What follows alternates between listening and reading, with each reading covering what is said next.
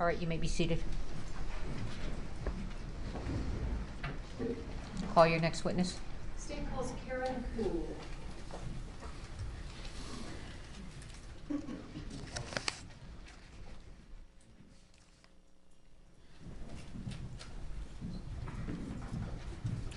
Stand before the judge, raise your right hand. Do you swear affirm under penalty of law that the testimony you'll give in this case will be the truth, the whole truth, and nothing but the truth? I do. All right, have a seat, talk into the microphone. Thank you.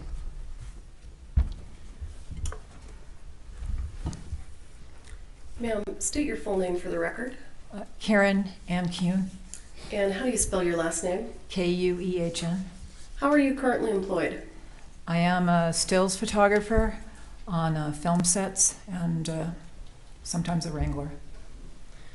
What does a stills photographer do on film sets? We document scenes, behind the scenes, and do gallery work and specials for billboards, posters, whatever the production needs. Okay. Were you employed as the stills photographer on the set of Rust? Yes. And if you recall, can you estimate for us approximately how many photographs you took during the time that you were working on Rust? Do you have any idea? Maybe 9,000. Okay. About 2,000 a day at the most, probably. Okay. I am going to, well, before you came in today, did you have an opportunity to review one of the photographs that you took? I did. Okay. I am going to ask the court to admit State's Exhibit 165. I believe there's no objection. No objection. All right, thank you. 165 is admitted. You may publish.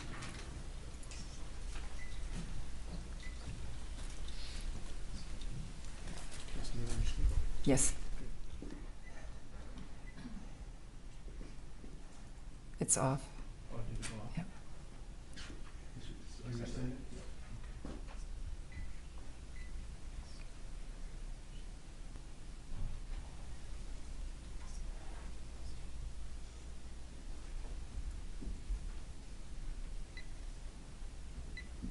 There we go. It went off again here. I can turn if you want. No, you're fine. But these guys will take care of it. I'm not. I never do. Yes. Ma'am, do you recognize this photo? I do. Can you tell us the date that this photo was taken?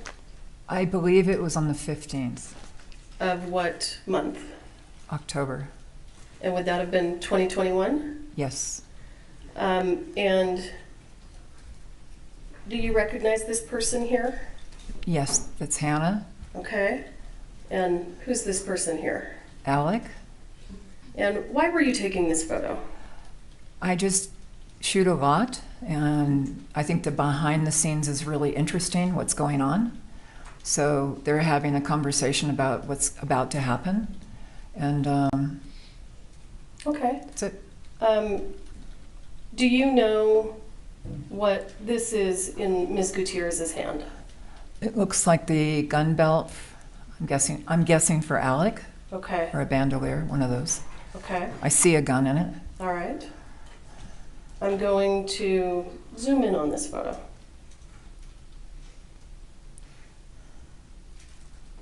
Okay. Can you see that? Yes. When you look at, well, tell us what's in that gun belt. Ammunition and a gun. And do you notice anything about the center primers of the ammunition that's in that belt? One is silver and quite different from the other 4. All right. And that was October 15th, you said, is that correct? Yes, ma'am. All right. I'll pass the witness. Cross-exam.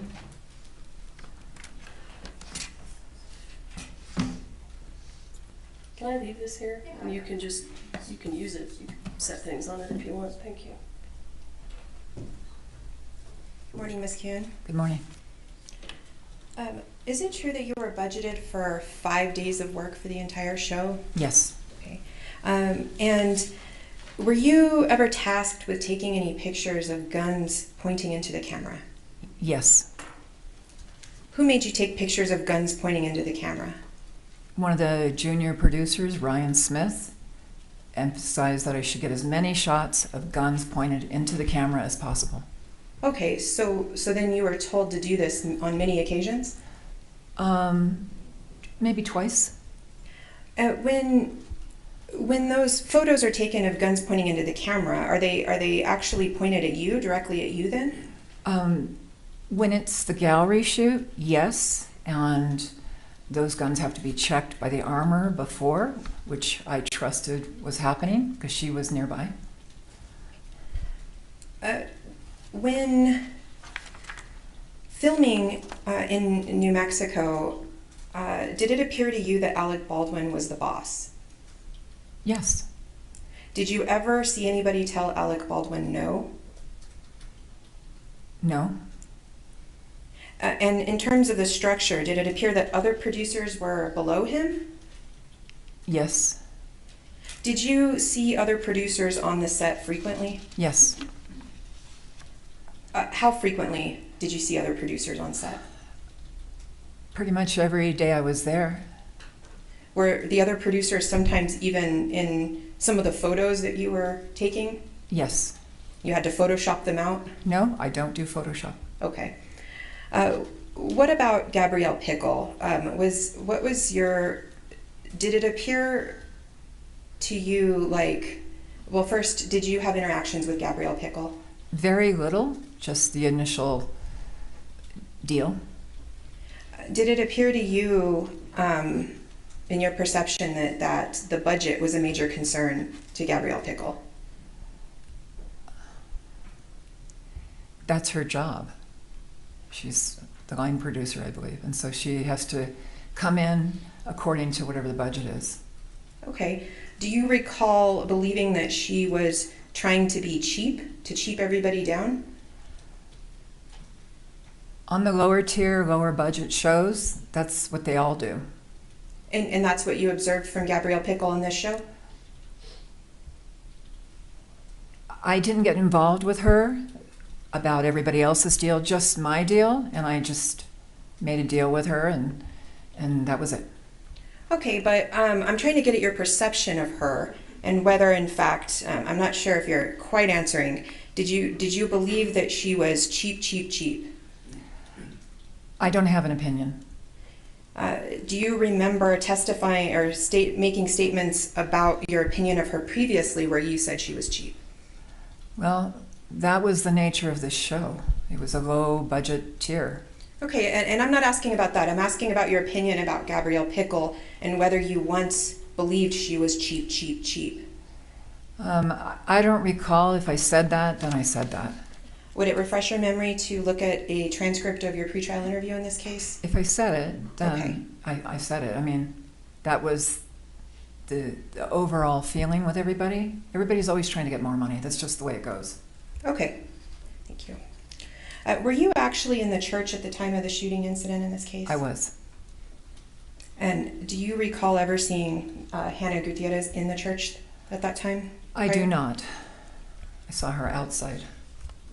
Would you agree with me that after lunch, right before the shooting, everybody on set was rushing to get the set all up and going? I would agree with that.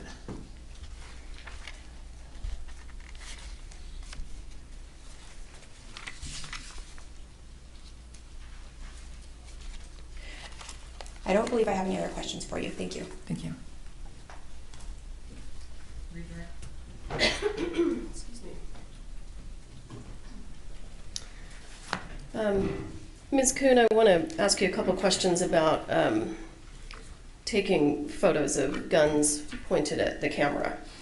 You indicated that you thought that Ms. Gutierrez had checked the gun.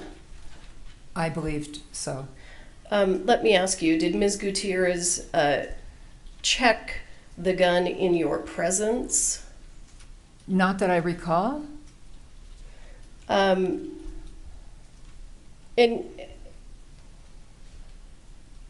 how many movie sets do you think you've worked on that had armorers? Over a dozen.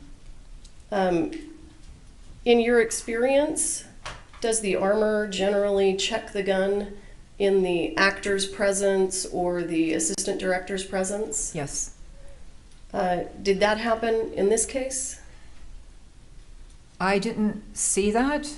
I also came into the church a little bit later. And I'm not talking about inside the church. I'm talking about with you when you were taking those photos. Right. I just don't recall. I wasn't paying attention to that. I was paying attention to just documenting what was going on. Well, would you recall if Ms. Gutierrez showed you the dummy rounds and shook them for you when she put them in the gun? I would recall that, but I don't. Okay. So is it your testimony that that did not happen? I don't know. I don't know if she checked them. It's not my job. She didn't check them in front of you? No. Okay, understood.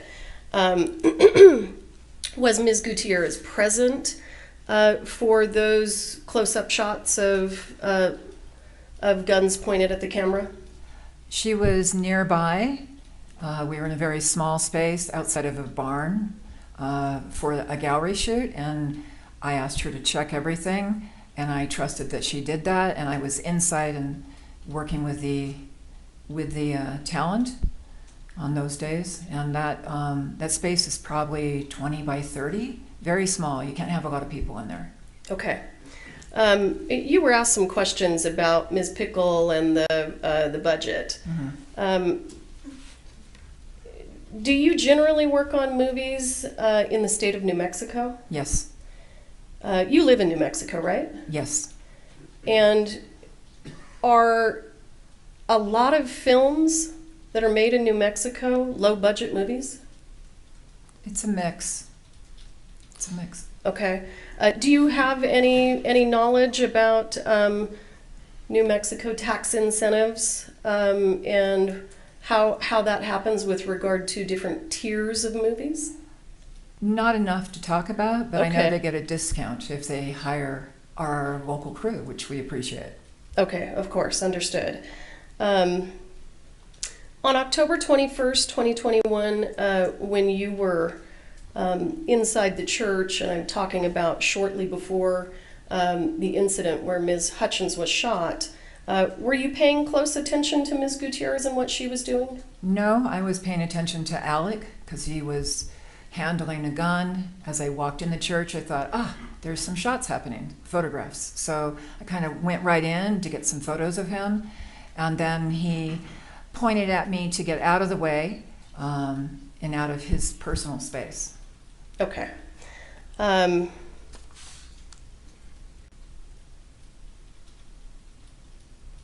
don't have anything else. Thank you. All right, thank you. You're excused. Thank you very much. Next witness. State calls Marissa Poppel. Thank you, ma'am. Thank you.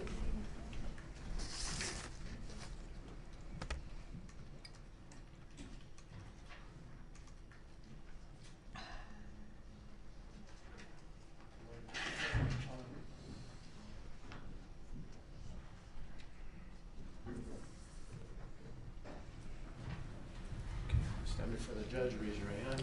Do you swear or affirm under penalty of law that the testimony you'll give in this case will be the truth, the whole truth, and nothing but the truth? Yes. All right, thank you. Have a seat, talk into the microphone. Sorry, I didn't realize we were still presenting on the screen. Well, let's leave it on for now that I've figured out what's going on. Ms. Poppel, good morning. How are you? Good, thank you. Thank you for returning to answer some additional questions. I would like to show you a series of photographs, and I believe there is no objection to these photos. Are they new exhibits? They are exhibits. All right. And the photos are going to be 166 through 173. All right, there's no objection to their admission. No objection, Your Honor. Okay. You're admitted, you may publish. Okay. Ms. Poppel, do you see that photograph there that's on your screen and I'm showing you State's Exhibit 166? Yes, I do. What is that a photo of?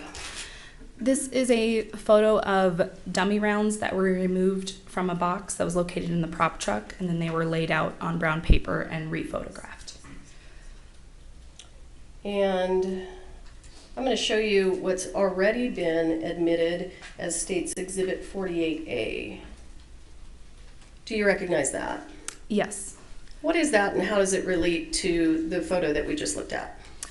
These are those same rounds while they were still in the foam insert.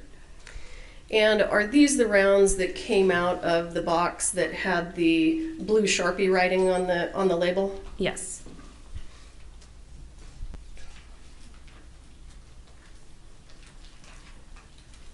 I'm showing you what's been marked as State's Exhibit 167.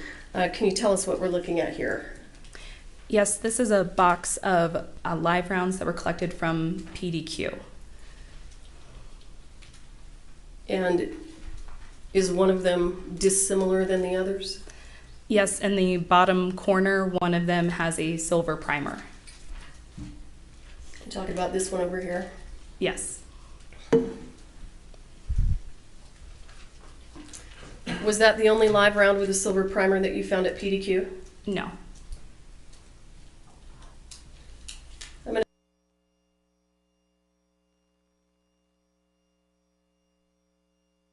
Relates to the previous photo, this one here, 167. What's 168? These are those same rounds removed from the box and laid out. Do you know which of these has the silver primer? It would be one of the rounds that's by itself. One of these over here? Yes. Okay. And in terms of the shape of the projectile, is the shape of the projectile similar to the live rounds that were found on the set of Rust? No.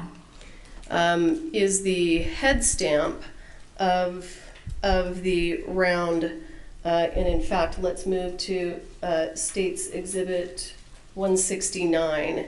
Is that a close-up of that live round? Yes. Is the head stamp of this live round the same as the head stamp of the live rounds from the set of Rust? No.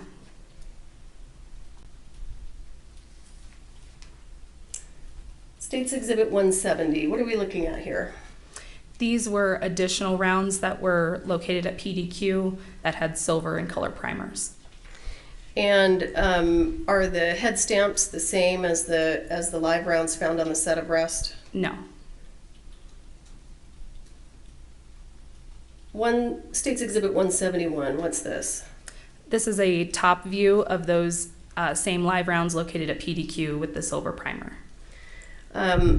Is the projectile shape the same as the live rounds that were found on the set of Rust? No.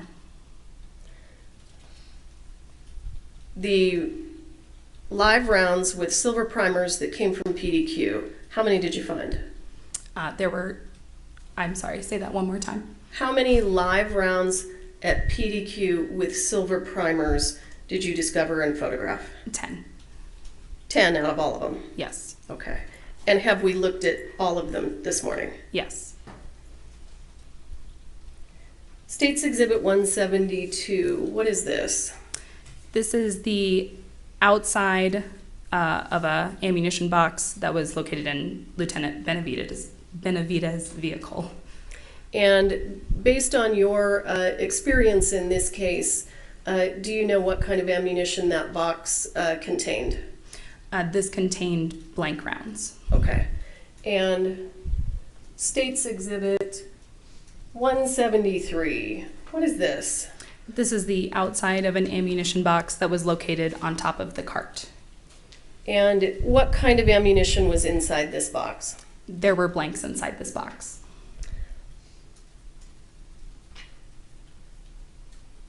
I'm going to show you what is previously entered into evidence as State's Exhibit 4. Do you recognize that? Yes. The box that we just looked at, can you tell us where it is on the cart? Yes, it's off to the side. Is it this one right here? Yes, where your cursor is. Okay, all right, thank you. I'll pass the witness.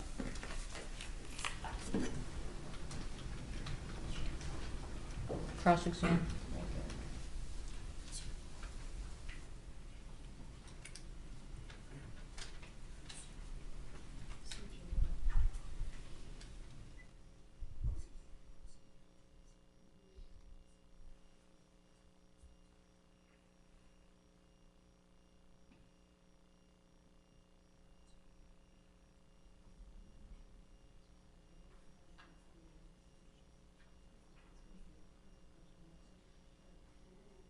I'm sorry, Your Honor, give us just 1 second.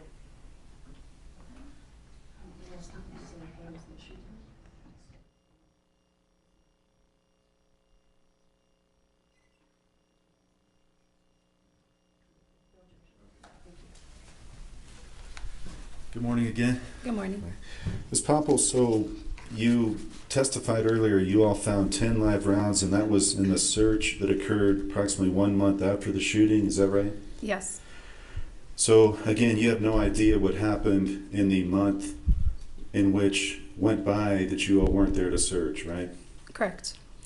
Now, State's Exhibit 4, you testified at the end, you looked at that exhibit and told the jury where that box was on the card. Do you recall that? Yes.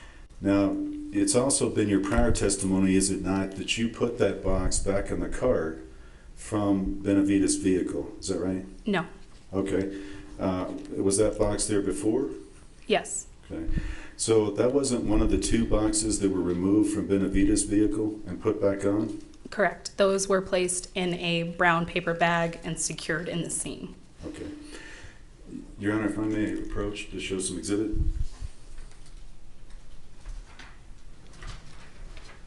Now I'm going to show you first what's marked as Exhibit Q, Defense Q, and ask if you recognize that. Yes, I recognize it. Did you take that photograph? Yes, I did. Okay. Your Honor, I'd move Defendant's Q into evidence. No objection to any of these. All right, defendants, you Thank want to just... Thank you, counsel. So then I will move in, Your Honor, Defendants R through D as well. R through what? D as in David. It goes all the way through R through Z, and then AA, BB, CC, and DD. Yes. All right, so Q through Z, and then AA, BB, CC, DD. Yes, Your Honor. All right, they're admitted, you may publish.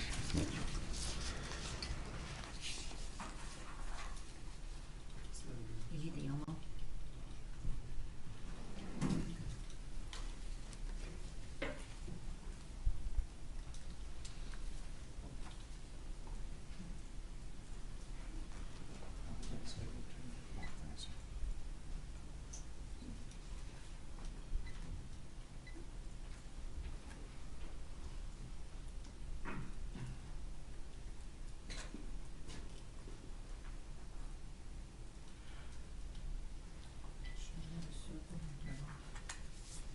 Okay, so this is touchscreen view.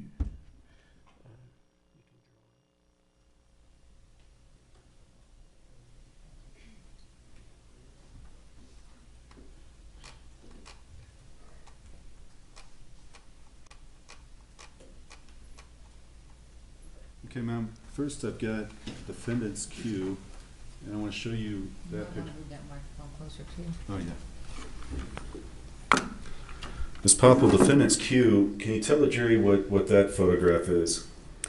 This was a photo of dummy ammunition that was located at PDQ. Now, when you say it was dummy ammunition, did you send these to the FBI lab? No, we did not. And did you actually seize those and take them to the sheriff's office? No.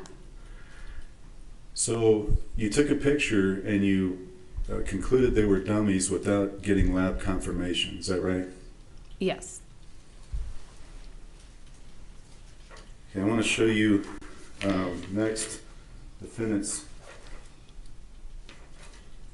S. And what is that picture? I believe this was a I'm sorry. I believe this was the box of, you know what, I can't determine it out of context, I apologize. Okay. But this was something you took at PDQ Props? I couldn't determine it out of context, I apologize. Okay. It's okay. I have over 2,000 photographs, and Sure. mostly of ammunition, so. Defendant's T, can you tell the jury what that is? This was the outside of the box where live rounds were located at PDQ.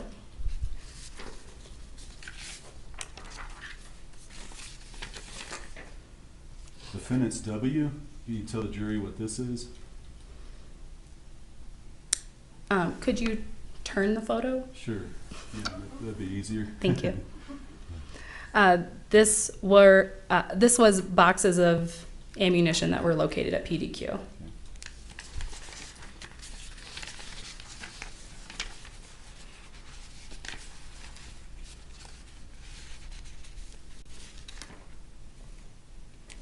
Okay, defendant's DD, can you tell the jury what that photo is?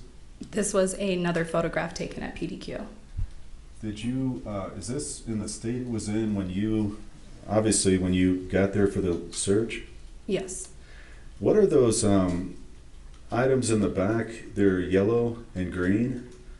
You see at the very top right. What are those things? I'm not sure, some form of tool. Did you inspect that tool at all to find out what it was? I believe that Sergeant Zook assisted with that aspect. Were there any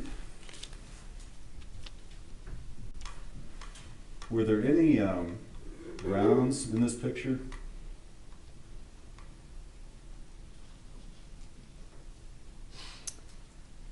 If you could move it up, just because my portion has lettering underneath it. Sure, yeah. There were rounds on the table, yes.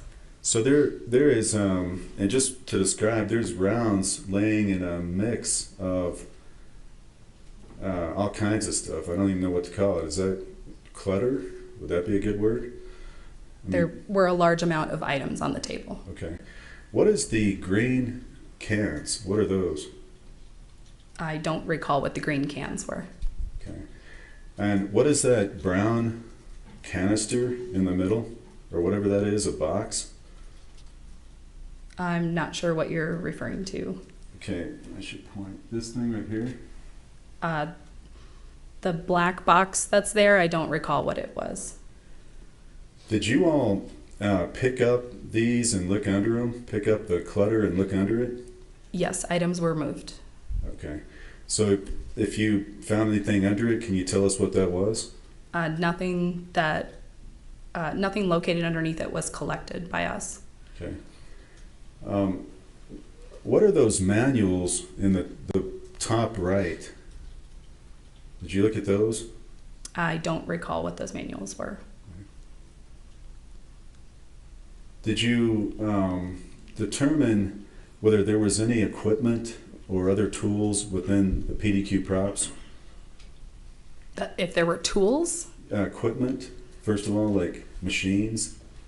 I don't recall there being machines. I mean, there were some miscellaneous tools. Okay. Do you know what a reloading machine is? I know what it is, yes. Okay.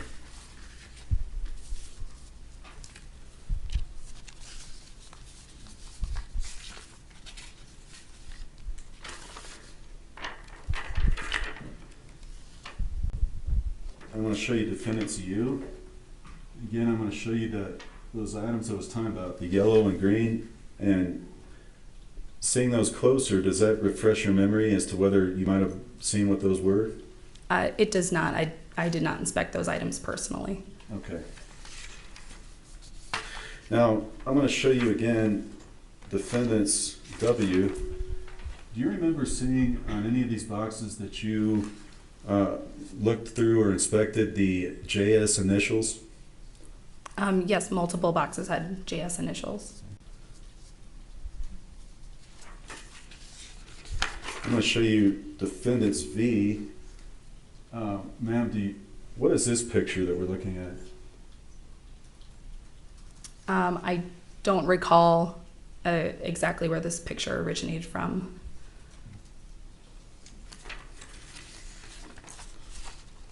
I'm going to show you defendant's X. Can you tell the jury what this picture is? These are more ammo boxes that were located at PDQ. Now, did you find any written inventory system in the paperwork that you might have inspected at this search? I did not myself, no. Did you determine whether there was any computerized inventory system that kind of cataloged where things were? That I do not know. I'm going to show you defendant's V. Better turn it right side up. Defendant's V, can you tell the jury what that is? These were more ammunition boxes located at PDQ. Were you able to ascertain any type of system, just staring at everything, as to how these were arranged? They seem to be arranged by ammo type.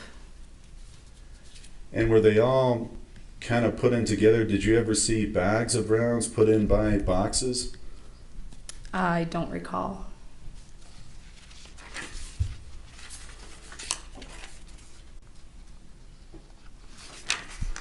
I'm going to show you defendant's AA. Does that appear to be bags of rounds by boxes? Yes. Okay. So again, that was how it was when you took this picture at the search, correct? Yes. Okay. Your Honor, I have, let me see, Judge, just 1 second. Okay, Your Honor, I have no more questions. Redirect.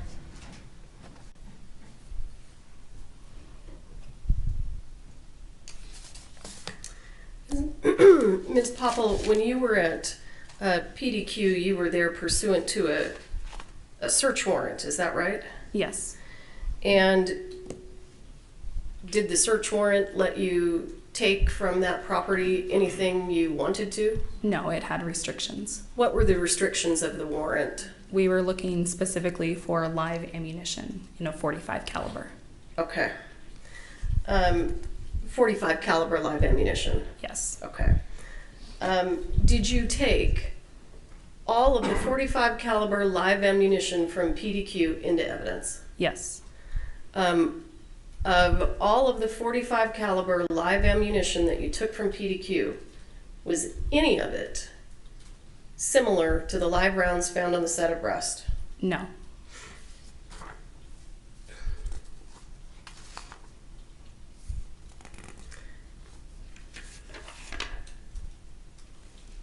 I'm going to show you what was marked as Defendant's Exhibit Z.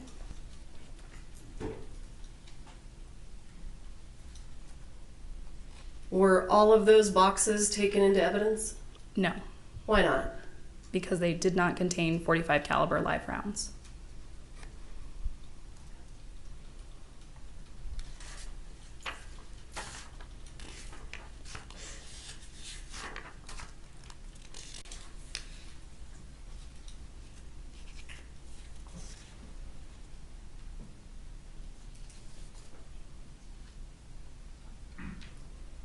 I'm going to show you what is marked as Defendant's Exhibit AA.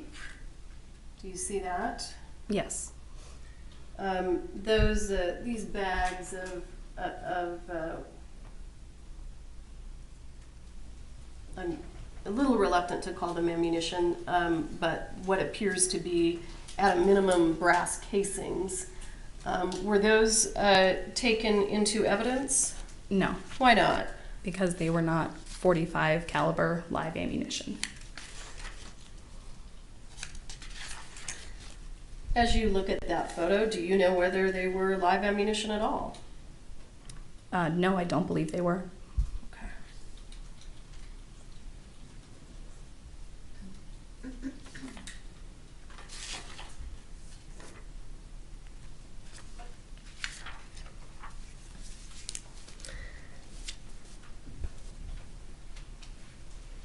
I don't have anything further, thank you. You're excused, thank you.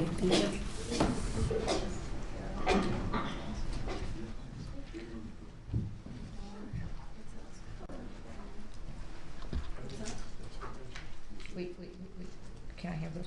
I mean, keep moving with Mr. Bowles.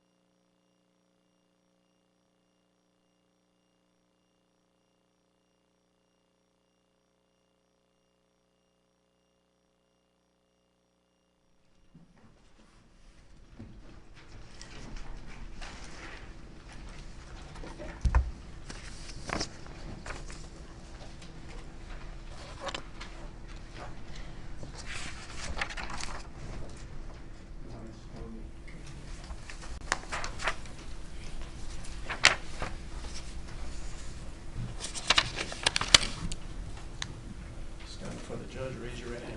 Do you swear affirm under penalty of law that the testimony you'll give in this case will be the truth, the whole truth, and nothing but the truth?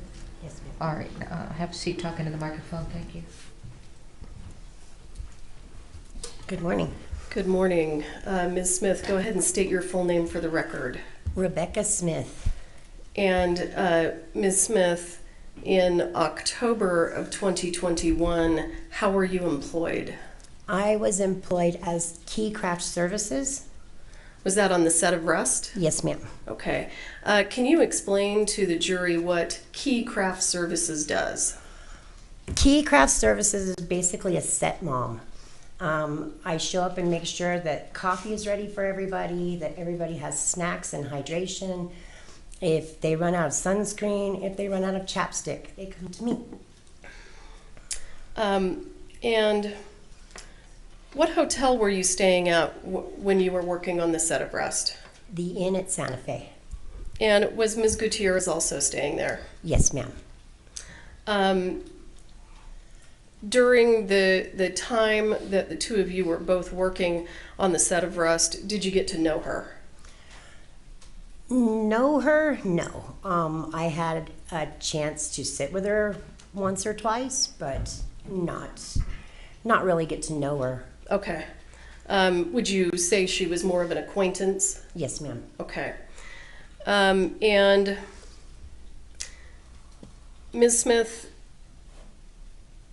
were you present at the hotel the evening of October 21st, 2021? Yes, ma'am.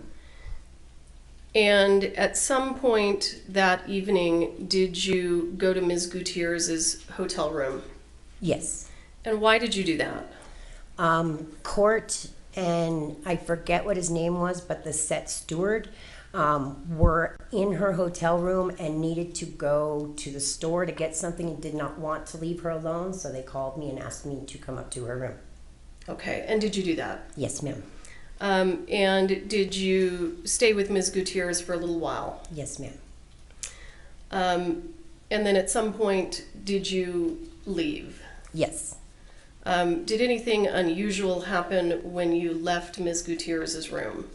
Yes, she asked me if I could hold on to something for her. I said yes. She put it in my hand and I walked out as there was a knock on the door. And after you left the room, did you look to see what she had placed in your hand? Yes. And can you describe, without making any assumptions about what it was, can you just describe what you saw in your hand? Yes.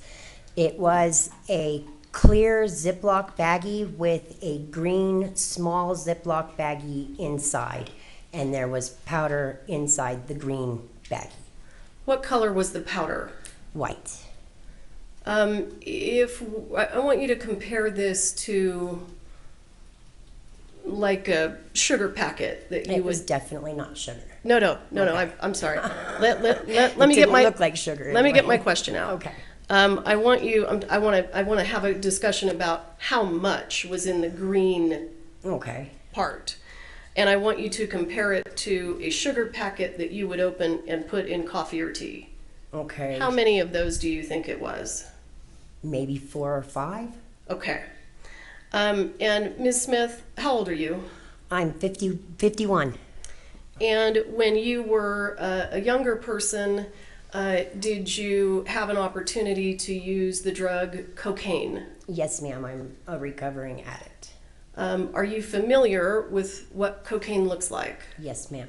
Are you familiar with the way that cocaine is packaged? Yes, ma'am. Based on that experience, what did you believe to be in the bag? I believed it to be cocaine. And what did you do with it? I threw it in the hallway trash can before even going downstairs to my hotel room. And why did you throw it in the hallway trash can? Because, like I said, I am a recovering addict. I can't, first and foremost, have it in my possession.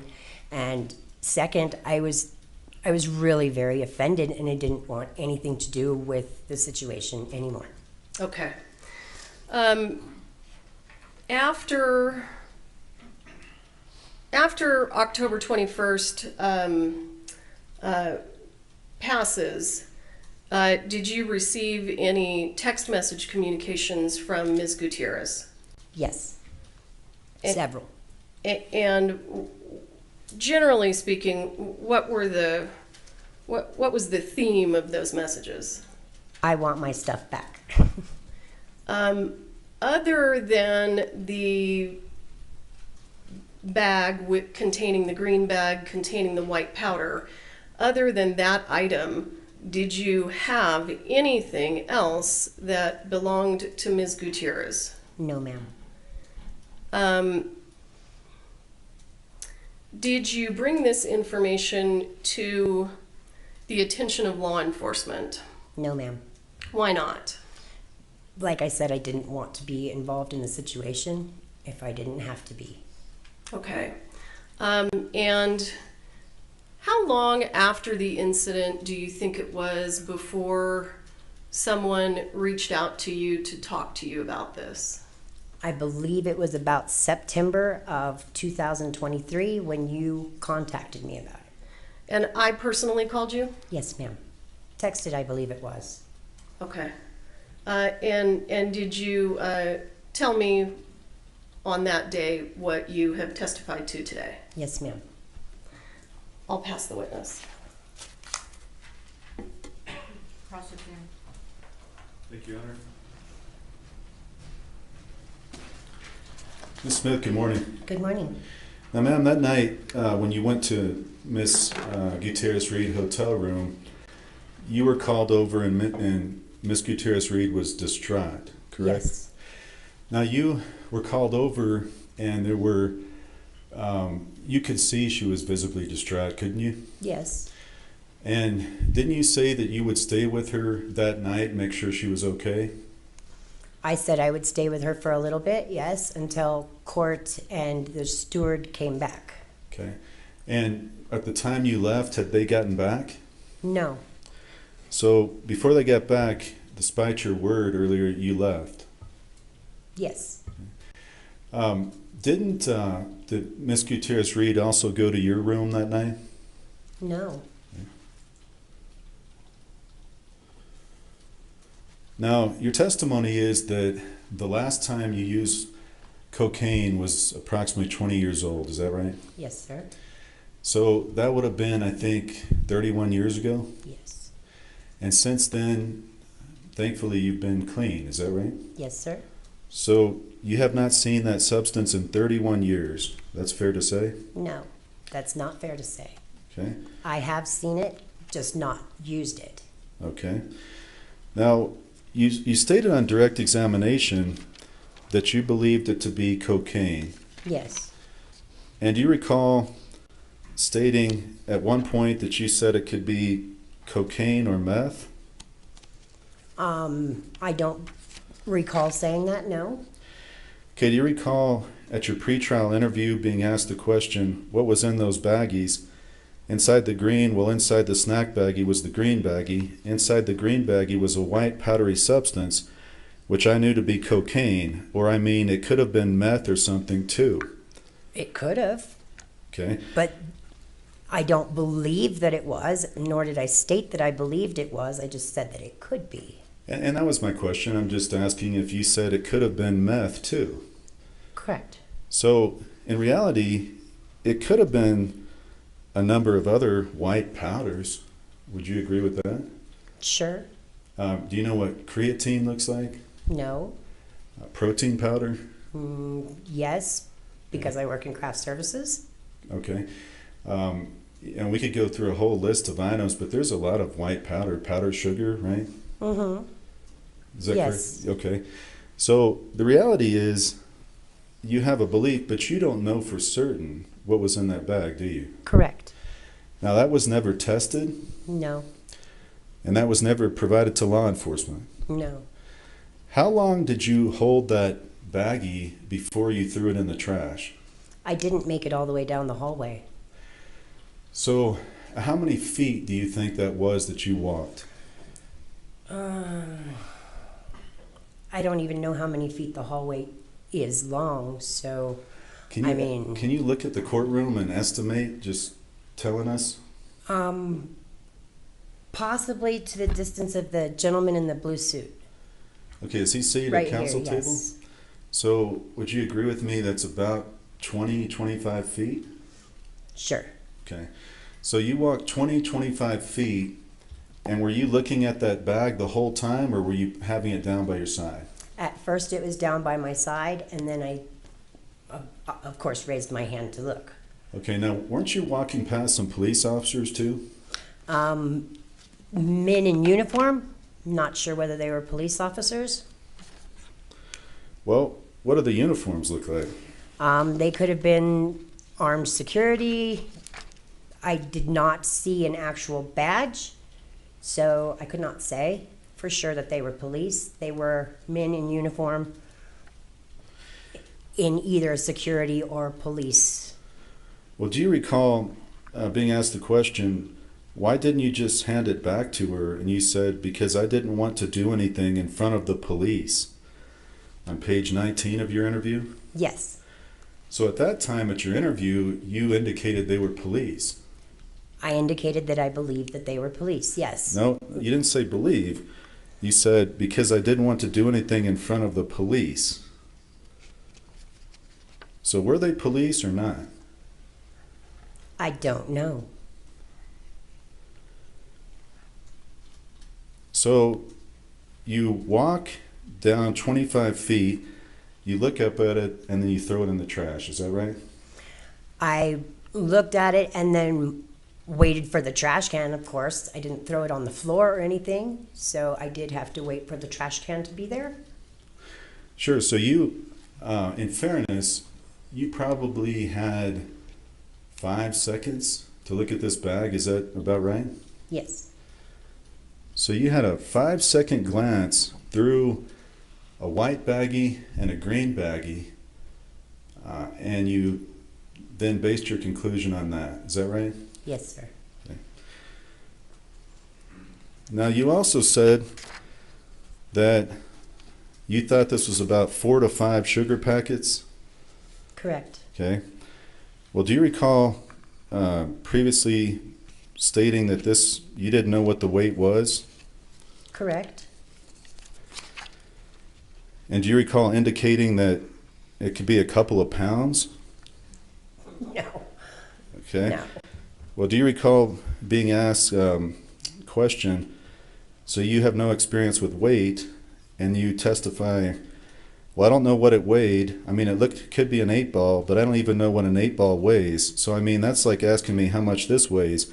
I don't know. It's a couple of pounds. You want to see this? No, I don't need to see it. What I was referring to was a body armor that I had already opened and taken a couple of drinks of, and I held it up and said, I don't know what this weighs. Maybe a pound or two. That was in reference to the body armor, not to the baggies. Okay, well, in reality, in a 5-second glance, would you agree with me? You have no idea what the weight was. Correct. Okay, and you really, other than your guess, you have no idea for certain what was in that bag. Correct.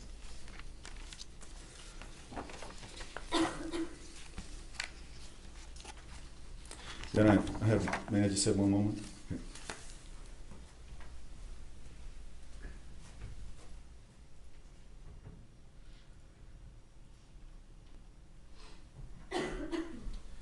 Ma'am, last question. Do you recall in those text messages between you and Ms. Gutierrez-Reed, she at one point asked you back for her things? Plural? Yes. Okay.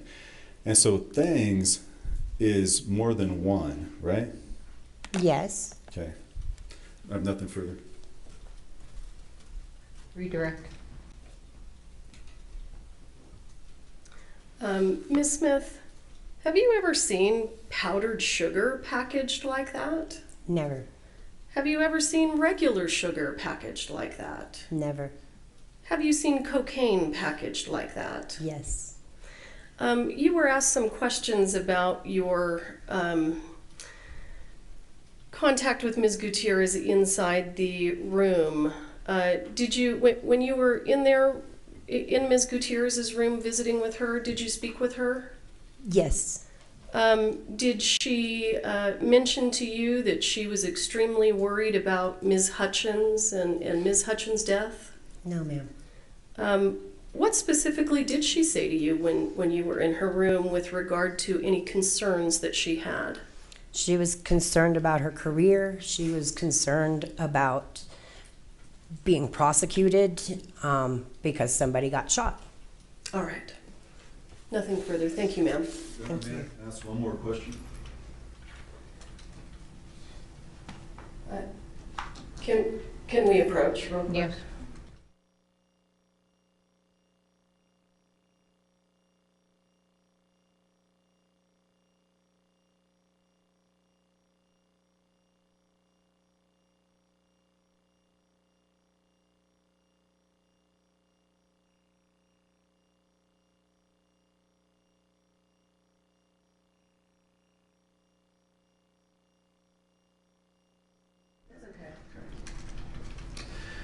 Ma'am, you were the one that told Ms. Gutierrez-Reed that night that Halyna had passed, correct? Yes. Okay, nothing further, Your Honor.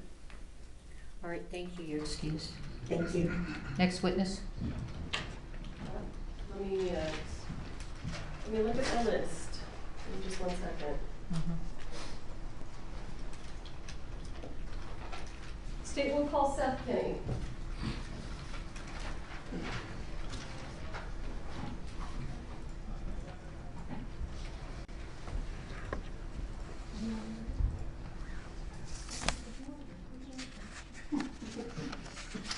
Can we approach, Your Honor?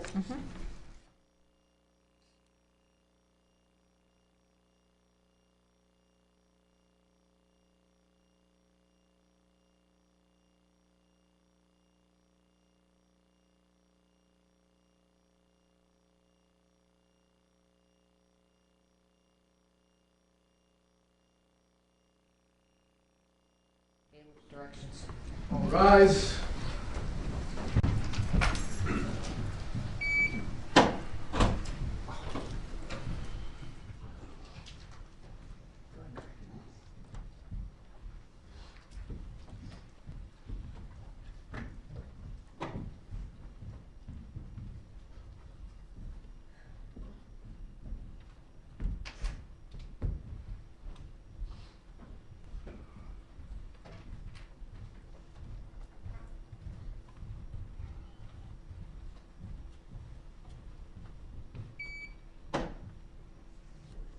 All right, thank you. We're in recess. We'll, once you get back here at 5 of, okay? Thank you.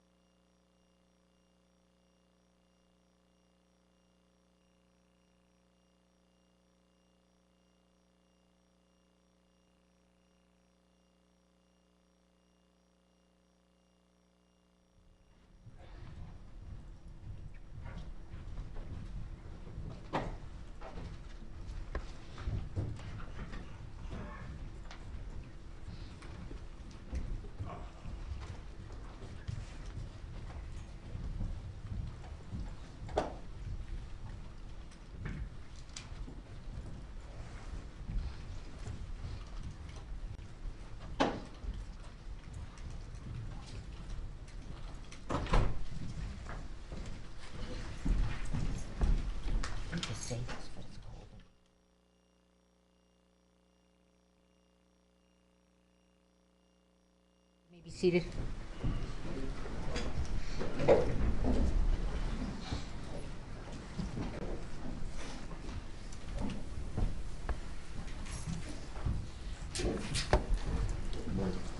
Stand before the judge and raise your hand.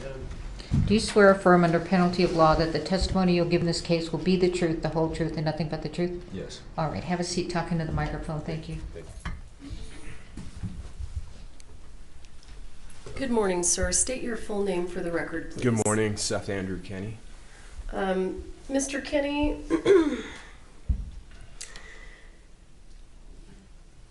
where to begin? In October of 2021, what kind of business did you run?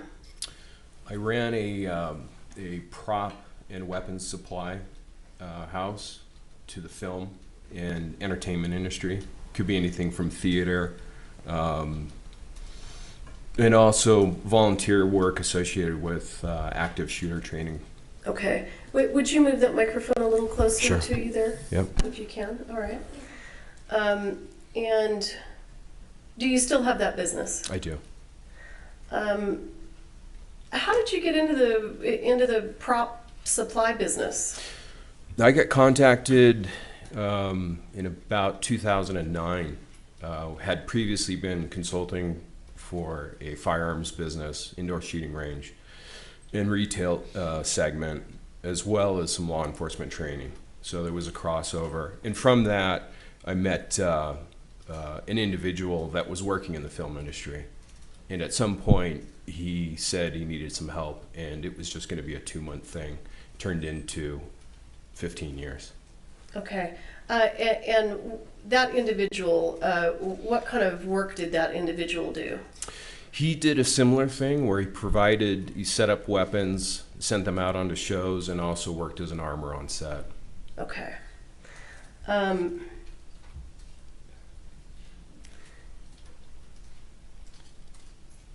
So how long have you owned PDQ props? It's been about 12 years, maybe 13.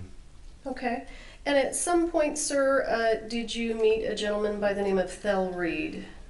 I did, very briefly. I was aware of Thale Reed because we were on opposite ends. He was working set on Django Unchained, and I was behind the scenes working with the prop master, preparing the weapons that were going to be used by cast. So I was aware of him then, and then very briefly one day, a prop master brought him into the LA Prop House Arsenal, where I did actually meet him. It wasn't again until about 2018 where we became friends. Okay. So when the two of you became friends,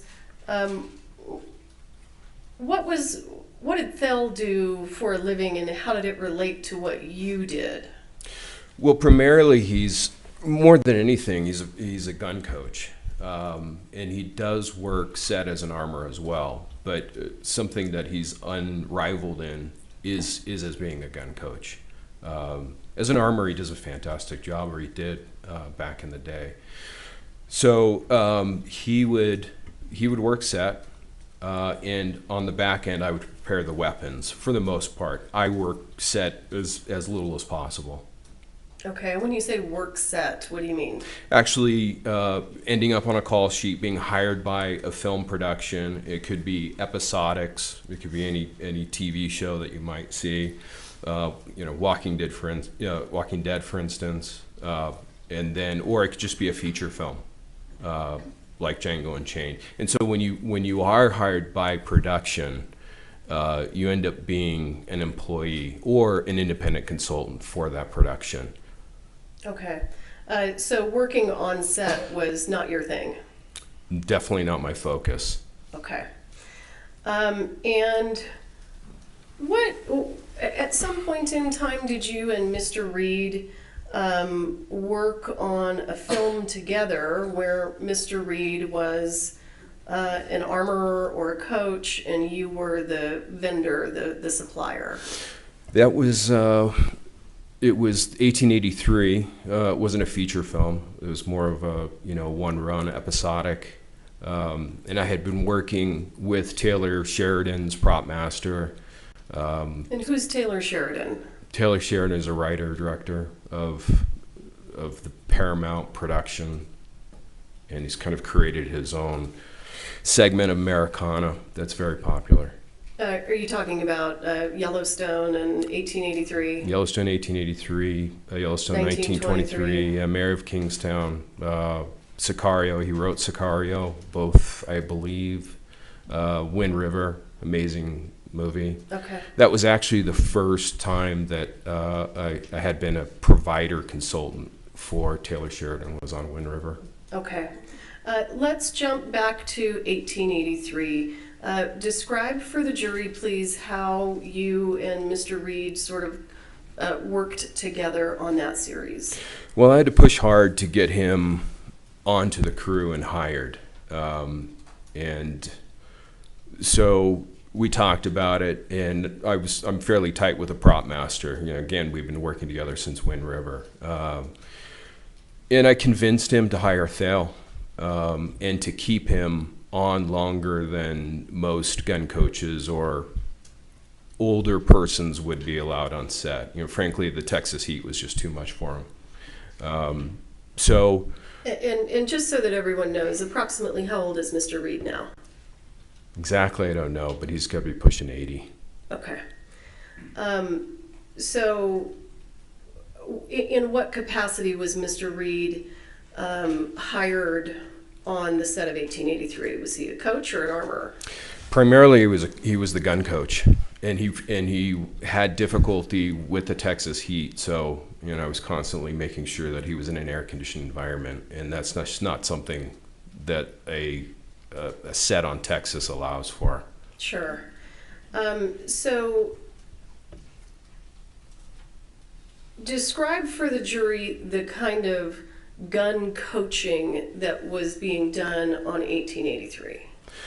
Well, it involved initially, it was pretty casual, and we were using replicas, and it happened to be Taylor Sheridan's private arena.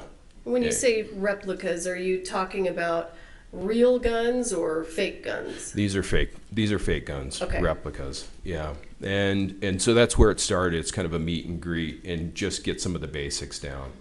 And Thale, you know, he's been doing it for so many decades, 60 plus years as a gun coach and armorer. He knows small bite-sized pieces to the actors is best. Okay. So. Was there coaching sessions that included real firearms? There were. Then at some point, it was decided, and I'm not sure who made the decision, that they actually wanted to set up a private range on a portion of Taylor Sheridan's private ranch with an appropriate backstop and it controls. And that is where the cast, it was a bit of a team building as well, learned about how the functioning of the firearms, you know, and we were mixed between blanks and live. We had live ammunition in one area and then take people off to the side and shoot blanks. And essentially the safe distance on most blanks is about 20 feet. So we would take them away from the firing line and test and train them there. And primarily, they had gotten it by that point. They had really understood for their characters what they needed to be and do on set.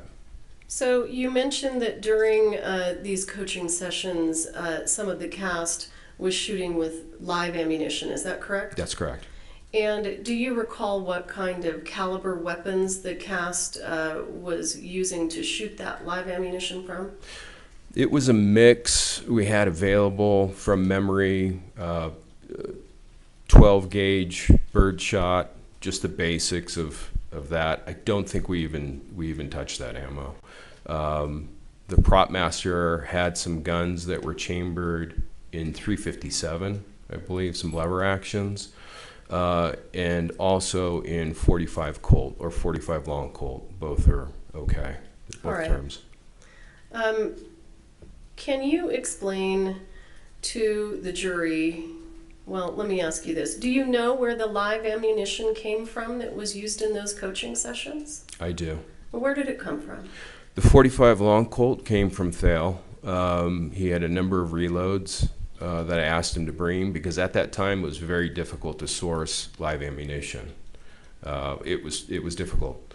So he had what turned out to be 325 reloads of 45 long Colt. And when you say reload, what are you talking about? Well, it's once used case. So every case of ammunition starts out as new.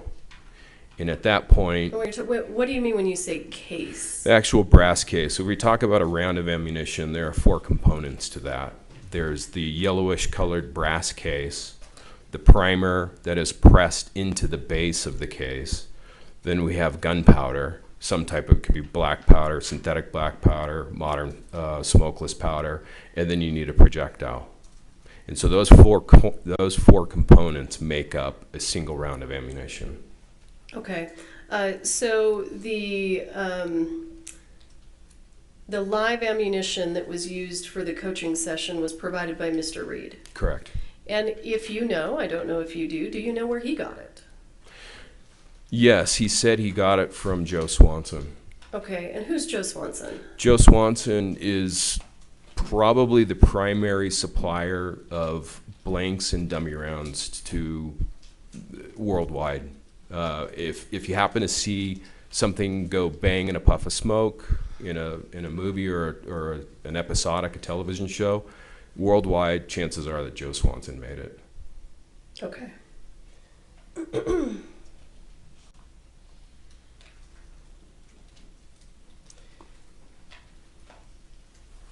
Now,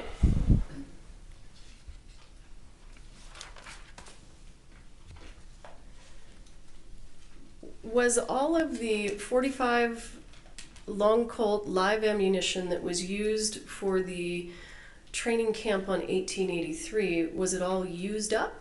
No. So can you tell us approximately how much was left over? It was, if memory serves me correct, it was about 125 rounds, roughly. And what happened to that ammunition after you finished training the actors on 1883? Well, that's a little bit hazy. At one point, I do recall that certain things were offloaded from my Sprinter van because they just weren't needed, and that was one of those things. But at some point, it got moved back to Albuquerque, and I've never been able to pinpoint the date. The live ammunition was moved back to Albuquerque? Correct. And specifically, where in Albuquerque was it being housed? It was in a gray bin marked live ammunition, and it was actually in the bathroom. Of where? Of PDQ's location in Albuquerque. Of your business? Correct. Okay. And can you explain to the jury how you would keep, how did you know it was live, and how were you able to keep it separate from dummies and blanks? Well, it's obviously, it's a concern anytime you've got these things in, let's just say, one structure.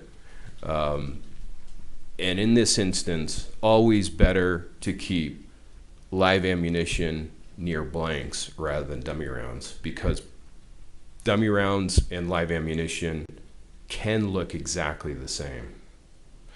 So if we were to look, if I were to set aside a single blank and a single round of live ammunition, it would be obvious which is which, just from looking at it. Okay. The same cannot be said for live ammunition. So these are things that should never be next to each other. Did you keep all of the 45 long Colt live ammunition in the gray bin? It was in the gray bin, and it was marked on 2 sides live ammunition. Did you have 45 long Colt live ammunition stored anywhere other than the gray bin at PDQ in Albuquerque? No. And do you recall a search warrant being executed at PDQ? I do. And when the search warrant was executed, were you present? I was. Did you aid the police? Absolutely. And did you provide law enforcement all of the 45 Colt live ammunition that you had at PDQ? Yes, and it wasn't spelled out in the warrant that way. If my memory serves me correct, the warrant specified that any live. Yeah, object to that. and it's okay. Okay. We'll move on from that. I understand your concerns. So let's not talk about the warrant, okay?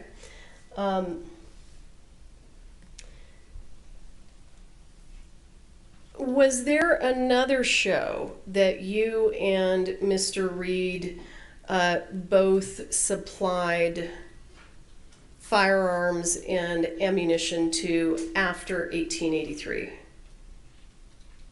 No, So not that I recall. let me, did you supply firearms or, and when I say ammunition, I apologize, I mean blanks and dummies, to the set of a movie called The Old Way? Yes, but that was filming concurrently with 1883. Okay, they were happening at the same time? Yes. All right. So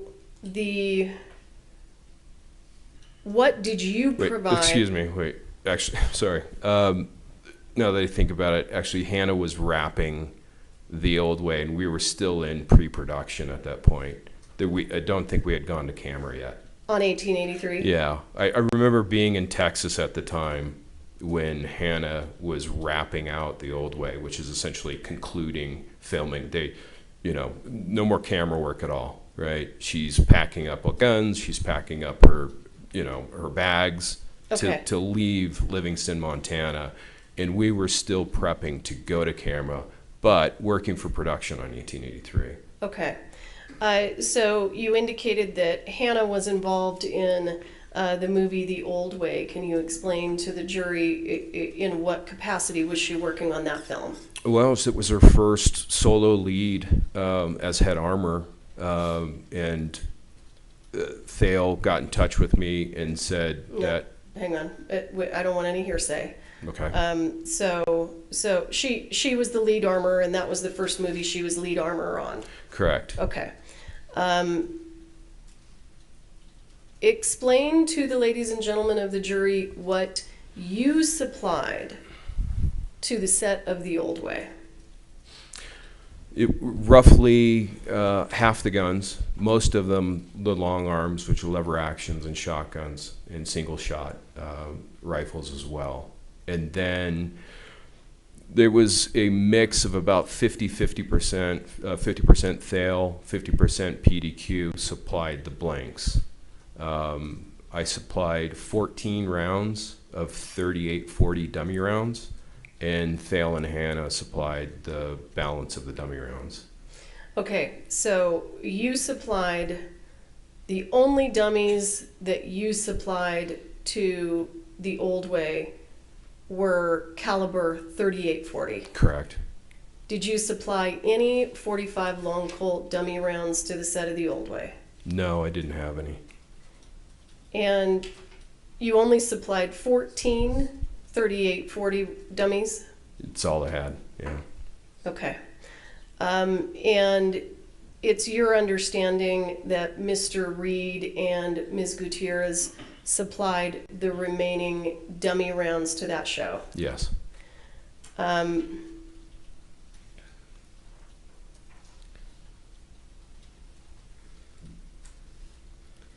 The dummy rounds that Ms. Gutierrez supplied to the set of The Old Way, if you know, do you know where she got them? She got them from Thale. All right.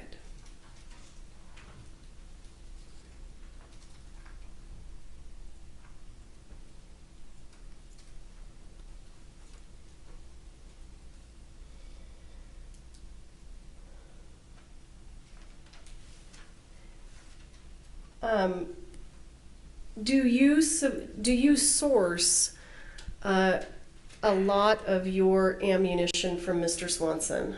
100%. Actually, no, excuse me, 90%. And do you source from Mr. Swanson? And again, not ammunition. Understood. Just dummy rounds and blanks. Okay. Do you source both dummy rounds and blanks from Mr. Swanson? Dummy rounds 100% from Joe Swanson. Okay. I think we should look at some pictures if we can get set up. Mr. Bowles, will you have a look at something with me? I don't want it to be displayed yet. So here's, just so that you know what I'm going to show him. These are already in evidence. So he and I are going to go through those. Sorry, thank you.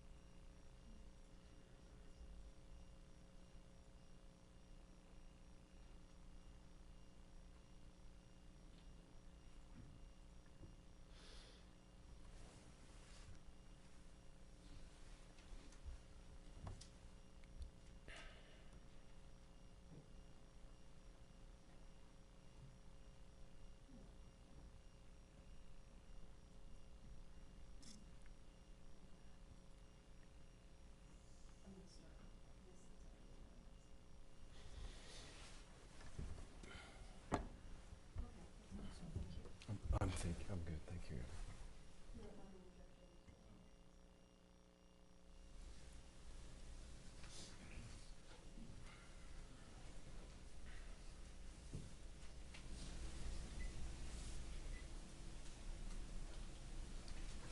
Thank you.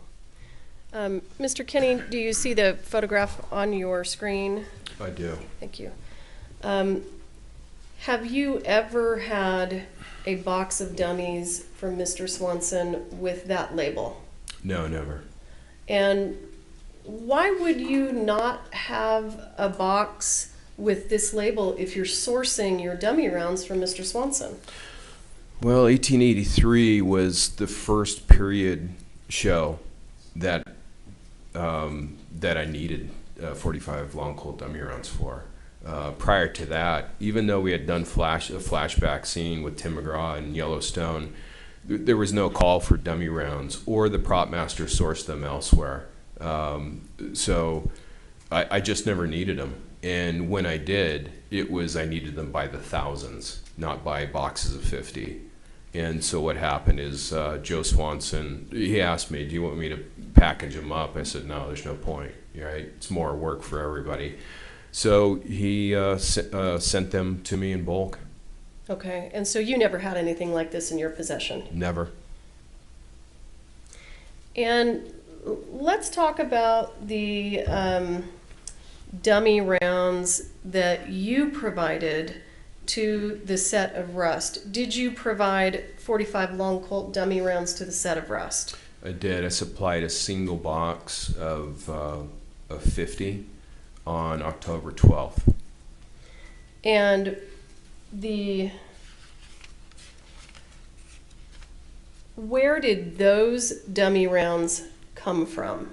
They had just come off of the day prior from the prop truck in Texas from 1883. So when you took the dummy rounds that you supplied to the set of Rust from the prop truck on 1883, walk us through what you did with them. Yeah, so the Sarah and Hannah had issues with a couple of guns, and so potentially they needed replacements. There was an issue with the reassembly after cleaning. So I pulled some of PDQ's inventory from the 1883 prop truck to make sure that I had something to replace. Unfortunately, I couldn't find a .45 long Colt chambered gun that matched what they had on Rust, but I did find one chambered in 4440. So I took that gun, a box of 4440 dummy rounds, and also spotted some antiqued 45 long Colt dummy rounds in bulk, and put them literally into a double bag of some type of grocery store bag. And those 3 items went into my Sprinter van, and I drove straight from that set to my PDQ's location in Albuquerque. And when you got to the PDQ location in Albuquerque, what did you do with the 45 long Colt dummy rounds that you brought from 1883? It's kind of an odd thing to say, but because there were probably a considerable amount of money in firearms in the van at the time that were headed back to California, I slept in the van with the guns. Behind closed gates, but that's just what you have to do. So it wasn't until the morning of the 12th that they were brought into the my place, PDQ's location in Albuquerque. Okay, and what did you do with them when you brought them inside? Well, I got rid of the grocery bags straight away, and I built a small brown cardboard box, and they got poured into there. Sarah Zachry was running late. When she showed up, I was able to reassemble and test the gun. And let me stop you real quick, just so that we're connecting all the dots. Why was Sarah Zachry coming to PDQ on October 12th? Well, she needed to find out whether or not I could quickly reassemble the gun without issue and make sure that it was ready to be used on camera for Rust. And were you able to do that? I was. Okay. But she ended up running probably 3 hours late, and I had nothing else to do. Essentially, I was just waiting to meet with her and drive to California. So while I was sitting there doing nothing, I looked at these overly antiqued rounds that had been dipped in a chemical that patinaed not only the lead bullets but also the cases very heavily, too heavily, and they didn't look right. They didn't look right for camera. So I just sat there and decided, well, I'll just see what it looks like after I polish them up with some Quado steel wool. And that's what I did. What I realized, though, too, is that some of the chemicals seemed to have leaked into the case, and some of the rattles seemed muddy. And what do you mean when you say some of the rattles seemed muddy? Well, Joe Swanson, for the most part, stopped using BBs inside the dummy rounds because the sound guys could hear them on camera. So if the gun is being manipulated, he could actually hear the dummy rounds rattling around. And there's a number of instances where I can hear dummy rounds in TV and movies where I can spot it, and I'm like, oh, you can hear the dummy rounds rattling. It's kind of interesting. So he switched to using a single piece of number 2 lead shot, which is an adequate rattle, but it's a little bit muffled. And I suspect what had happened is the chemical had caused some kind of gooey layer, to my best guess. And so I noticed that they just didn't sound safe to me. They just didn't sound like I wanted, Hannah and Sarah to have to be dealing with something that seems odd. And so I selected, before I sat there and polished each dummy round, I had to make sure, one, it rattled before I spent a minute polishing around. If we're talking about a box of 50, plus writing a label on both ends, I sat there with this box for an hour. So they got rattled before they got polished, and then re-rattled to make sure they would rattle without issue, and then individually inserted into the box. Okay, hang on just a second.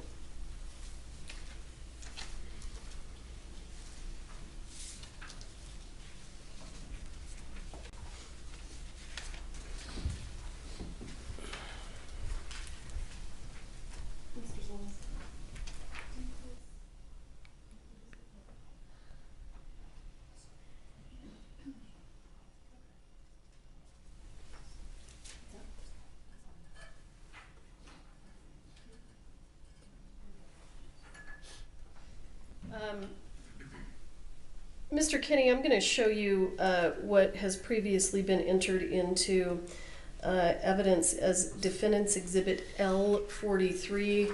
I'm not going to switch over to the Elmo for this because it requires too many steps and it'll take too long. Do you recognize that? I do. What is this a photo of? It's a photo of the brown cardboard box that I had just taped up to purposely hold those aged dummy rounds, and you can see in the picture what they look like before being polished with Quado steel wool. Okay. I am going to show you what has been marked as State's Exhibit 174. There's no objection to admitting this into evidence, and I'd like to publish. All right, States 174 is admitted, you may publish. Mr. Kinney, what is this a photo of? That's the same box. Just it's missing the. I think I saw some spent blank cases in the box as well as the Quado steel wool. Okay. So when did you take this photograph? I don't recall.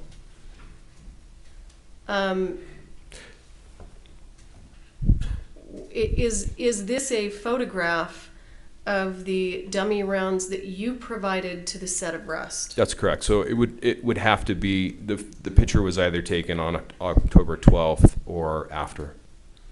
Okay. Because that box and those dummy rounds didn't exist until that morning of October 12th. Okay.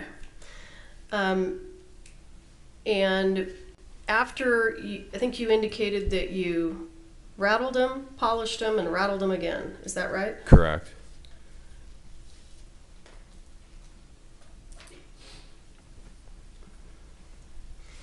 And how did you provide them to the set of Rust? Were they in a bag? Were they in a box? They were in a white box with white gaffer tape, which is kind of a pattern tape, very strong. And I hand wrote in blue Sharpie ink on both ends of the box what the contents of it were. All right, I'm going to show you what has been previously entered into evidence as State's Exhibit 48. Do you recognize that? I do. What's that? That is the box of dummy rounds that I supplied to Sarah Zachry on October 12th. So the dummy rounds that we saw in the box, in the brown box in the previous photo, you took those and you put them into this box. What we see in the brown box with the aged dummy rounds is the remainder, because again I didn't just take 50 rounds. I took, I would estimate, up to nearly 100 in total. So we've got, this is a box that contained 50 dummy rounds, aged and polished, and the remainder was left in that brown cardboard box. When you're talking about the remainder, are you talking about what's shown in Defendant's Exhibit L43? Yes. And the other photo of the brown box without the steel wool, are those the ones that actually ended up in the box and went to Rust? No, those are still the remainder. Okay. I'm going to show you what has been entered into evidence as State's Exhibit 48A. Do you recognize that? I do. What's that? It appears to be that same, the foam insert and dummy rounds, the polished antique dummy rounds that I gave to Sarah Zachry on October 12th. Although Yeah. one of them appears like it doesn't belong. You talking about this one? I believe it to be that round. It doesn't look like it's had any aging, and I think I've seen it in other evidence photos where they're laid on their side and it stands out. So, and hang on just a second. Let's do this. Let me show you. what has been previously entered into evidence as State's Exhibit 166. What's the round you're talking about? That's it. If we look at the top row and all the way to the right of the top row, just beneath that, it appears that round is inconsistent. George, show him how he can circle. Yeah, so it's touchscreen. Oh, yeah? So you can, yeah, you have to press a little bit. I don't have the touch. Yeah. Press a little bit harder. And then hit clear. So that round that I've circled in red does not appear like the others, and I have a tough time thinking that I would provided that round. Okay. And after you gave the box to Ms. Zachry and it was taken to the set of Rust, do you know what was done with it after that? No, I had, even if she left it in her car, I had no idea what she had done with it, Okay. whether or not they used it or not. Okay. I'm going to show you what has been previously entered into evidence as State's Exhibit 39. Do you recognize that? I've seen this photo before, yes. Do you recognize the dummy rounds that appear to be in the belt? Is it hard to tell from this photo? It's hard to tell, yeah. Okay, so let's And the shadows in the photos make it difficult as well. Okay. Let's go ahead and move to State's Exhibit 40. This is previously entered into evidence. Does that photo help? It does. So I believe we've heard testimony that these are, from the crime scene specialist, that these are the rounds that were taken out of the belt. Do those look like your rounds? They do. They're definitely similar. A higher resolution on an iPad would be ideal, but they look very similar. Can I guarantee that those are the PDQ rounds? No. It would be difficult to say. Casually, yes. Court of law, not so Okay. much. Okay. I'm going to show you what has been previously entered into evidence as State's Exhibit 49. Do you see that? I do. And do you see that this photograph has an extra round up here? I do. Are you familiar with what a Denix round is? I am. What's a Denix round? Well, it's a costume round. What's the difference between a costume round and a dummy round? Costume rounds don't rattle. First off, the Denix round that I've found, that I've tested, won't chamber in a gun either. The cast manufacturing seam is out of spec, so even though it says 45 Colt or 45 long Colt on the end of it, you actually can't get it to chamber. Hang on just a second. When you said the cast manufacturing seam, can you see that in the photo? I can, yep. I'm gonna go ahead and underline it. Okay. All right, thank you. Have you ever had Denix rounds in your inventory?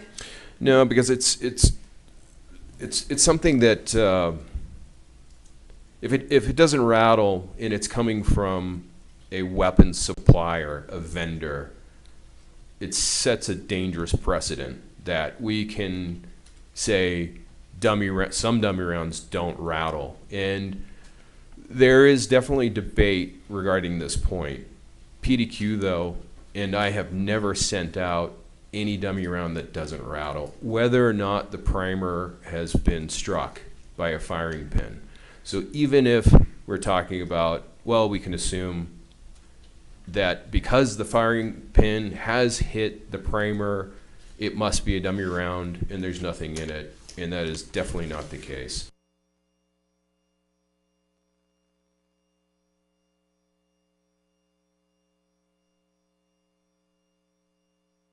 timers will not go off with just one hit of a firing pin. And so we don't know that that's a purpose-built dummy round. Unless it rattles, it's not to be trusted. Okay. And did you provide a Denix round to the set of rust? No. And it's your testimony that the Denix rounds actually don't really fit in the revolver. Is that right? The ones that I've tested do not. Okay. Because of the seam. Because of the seam. And it appears overall that they're oversized, very slightly, but it's enough to prevent them from being inserted into a revolver. Okay. And do you know a gentleman by the name of Billy Ray? I don't know him personally. We've communicated. Actually, no, excuse me, let me back up. We did meet briefly. We met briefly. He owns a similar company providing weapons and props as well as dummy rounds and blanks to productions. I believe he's a set designer. Did you reach out to Billy Ray with regard to supplying dummy rounds to the set of rust? I did. Again, PDQ, everything we had slated in inventory was to be used on 1883. So we didn't have any 45 Colt dummy rounds. So I reached out to Billy Ray by text and asked him if he did have any in stock because they needed more. And did he have any? He did not, but what he did have, which appears on camera, and to anyone else, if you were to insert what he did have into a leather gun belt from 3 feet away, you wouldn't know what was in that gun belt. And so what he had was very specifically, he got back to me and said, I have 98 44-40 dummy rounds and 42 38-40 dummy rounds. And were those provided to the set of rust? He met up with Sarah Zachry, and that's how they ended up, I'm assuming, on set. And are you the person that connected them so that Ms. Zachary could obtain the dummy rounds? Yes.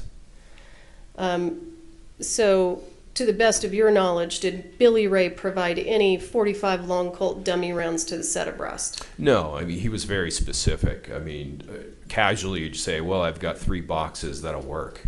But he went into greater detail. Okay, and let me stop you there. And when you were talking about having a 38-40 or a 44-40 dummy round in a gun belt, you said that the viewer wouldn't know what they were looking at. That's correct.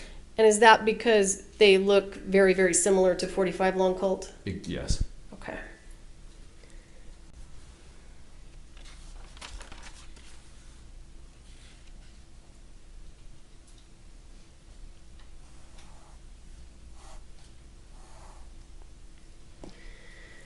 So, in terms of dummy rounds, we understand that you provided some, and we've looked at those photos. You've testified that Billy Ray provided some, and you've explained that to us. Was there anyone else who provided 45 long Colt dummy rounds to the set of rust? Yes. Who's that? That was Hannah. And if you know, where did Ms. Gutierrez say that she got the dummy rounds from that she took on to the set of rust? It was the same supply that she had gotten from Thale that she used on the old way. And how do you know that? Comment, it was just conversation and text message. She told you? Yes. Okay. I'm going to show you what has been marked as State's Exhibit 175. It's my understanding that there is no objection to this, and I would ask permission to publish. No objection. States 175 is admitted. You may publish.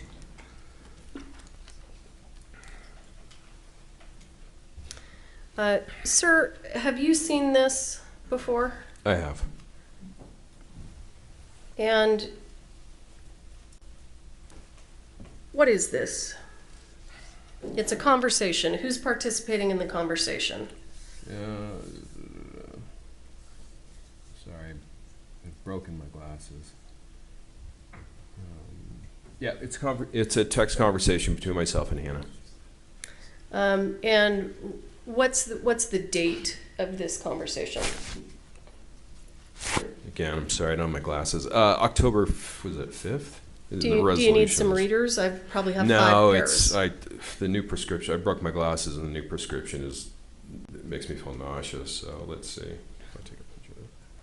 Does that help you? Oh yeah, October 5th. Okay. What are you and Ms. Gutierrez talking about here? Well, we're talking about the. Let's see. Well, what specifically? Yeah, there's a few dates in there. Go ahead and just take a moment and review it, and then I'll ask you some questions about it. Well, I'm asking her about how she was looking on, for leather. And when you say leather, what do you mean? It would be primarily gun belts, but it could also mean bandoliers as well. I don't recall that Rust had call for bandoliers. It was just primarily, gun belts and holsters. Each gun belt can hold up to 18 rounds of dummies. So to kind of move through this in this text conversation, does Ms. Gutierrez indicate to you that she can't find any of the dummies? Yeah, and she mentions, some of them are still in the belt and in the belts. So hang on. Yep. When she says she can't find any of the dummies, what is your response? Sorry about this. What happened to the dummy? Yeah, what happened to the dummy rounds from TOW, which is an abbreviation of the old way. Okay, and what's her response? Some of them are still in the belts. Yeah. And then, what do you explain to her? Something about dummy rounds don't get returned. What are you telling her? And let me know if you need me to. Do you need me to make it bigger? Hey man, I might as well just pull it up on my phone. Yeah, so I was just explaining, to her that she needs to, let me know, or as a normal course of business moving forward, now that she's no longer underneath her dad's wing, that if something gets lost or damaged on set, the production needs to pay for it. You said that's an L&D. What does L&D mean? Lost or damaged. Okay. And in this instance, she's just saying, essentially, yeah, they fall, just commonly, the dummy rounds fall out of gun belts for stunts, or even maybe picked up for souvenirs by extras or actors. Who knows? Okay. And Ms. Gutierrez responds, and she actually, I think, confirms what you just said. Isn't that right? Yes. She says, you never mentioned this. I definitely lost some off of the belts during the action scenes. Right. She says maybe like 50 total. I'm not sure. And then she says, so I have to round those up tomorrow and count these? Yep. That was the conversation. And then does she say to you, you both just send me out to do these things and don't teach me right. Shame on both of you. Yes. Okay. And you respond, you're a naughty child. I'll let Papa handle this one. Right. Were you joking? Partially. And what was her response? So what if I need more? You guys freaking blow. Okay. So based on State's Exhibit 175, was it your impression that Ms. Gutierrez was bringing dummy rounds that were already loaded into gun belts? Absolutely. Not only that, but we were counting on it. What do you mean you were counting on it? Because everything else from PDQ was slated for 1883. In fact, some of it wasn't even manufactured yet, so there was just no inventory. And the only way that they were going to have dummy rounds on Rust is by reaching out to other suppliers in the business, and they needed them straight away. And Billy Ray happens to be in Albuquerque, so that's a straightaway solution. Okay, was it your understanding from that conversation with Ms. Gutierrez that the dummy rounds that she was providing to the set of Rust were left over from the old way? Yes.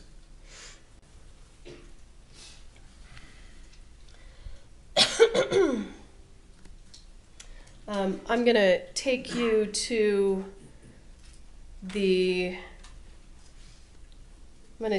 October 21st, 2021.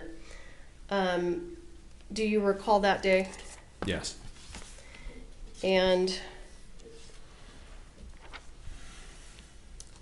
let me ask you, prior to October 21st of 2021, were you ever physically present on the set of Rust? No. When was the first date that you were physically present on the set of Rust? It was when the Sheriff's Department executed the warrant on the prop truck. And why did you need to be present for the Sheriff's Department to execute the warrant on the prop truck? It wasn't that I needed to be, as much as I felt I wanted to be there to facilitate. And how did you intend to facilitate? But just to be available to answer questions that may have come up. In addition to providing blank ammunition and some dummy rounds to the set of Rust, did you also provide firearms? Yes. Approximately how many firearms did you provide, if you recall? Approximately 30. And do you know where the 30 firearms that you provided were being stored? They were being stored on the prop truck, in the safe.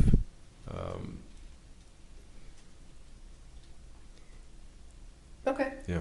And let me ask you specifically, did you provide to the set of Rust the Pieta 45 that became Mr. Baldwin's prop gun? I did. And where did you get that gun from? Those guns came from Pieta's.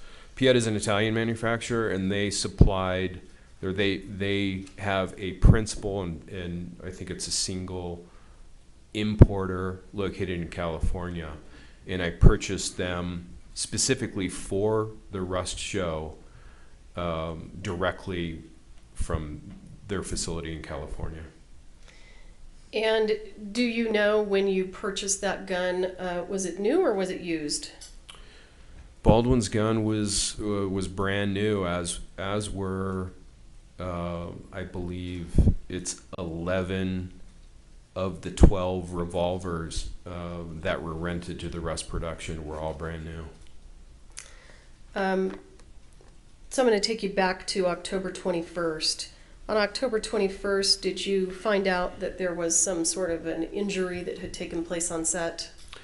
I did. I missed a call from Sarah Zachry, and quickly thereafter she sent me a single word by text in all caps, emergency. And when you received that text, what did you do? I called her back within a few minutes. Okay. And let me ask this. During that conversation, did you tell Sarah Zachry to do anything with any of the dummy rounds or firearms or anything like that on set? No, absolutely not.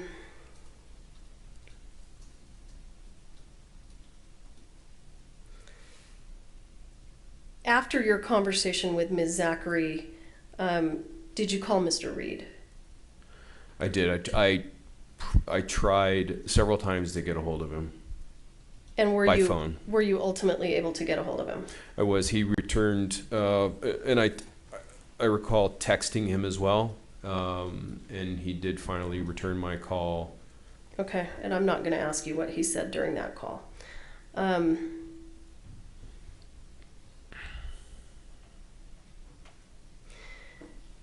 During the filming of Rust, did you occasionally communicate with Ms. Gutierrez? Yes. And was there a time that you and Ms. Gutierrez had a disagreement? The primary disagreement occurred on October 16th. And what was the subject matter of that disagreement without saying what anyone said? Subject matter related to an accidental discharge of a blank on the set of Rust. Okay. After the disagreement that you had with Ms. Gutierrez on October 16th, did you, if you recall, did you speak to her again before this, between the 16th and the 21st? No. And why weren't you speaking to her? Was there anything that she did or said during the October 16th conversation that was upsetting to you? Well, it was clear that she was emotional. She sent me a text message back that had a number of expletives associated with it, and so, you know, I just felt that she needed some space and maybe an apology was due, and I was just going to give it some time. An apology was due to who? Well, I thought to me. Okay. Understood. Sir, did you provide any live ammunition to the set of Rust? No. Did you ever give any live ammunition to Sarah Zachry? No.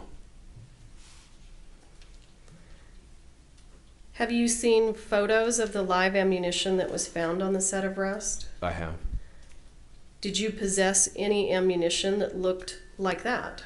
No.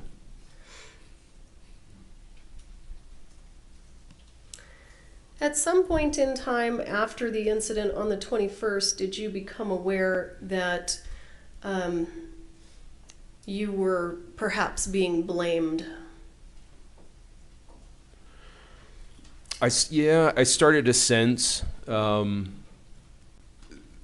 there was efforts to redistribute blame or the cause of this accident.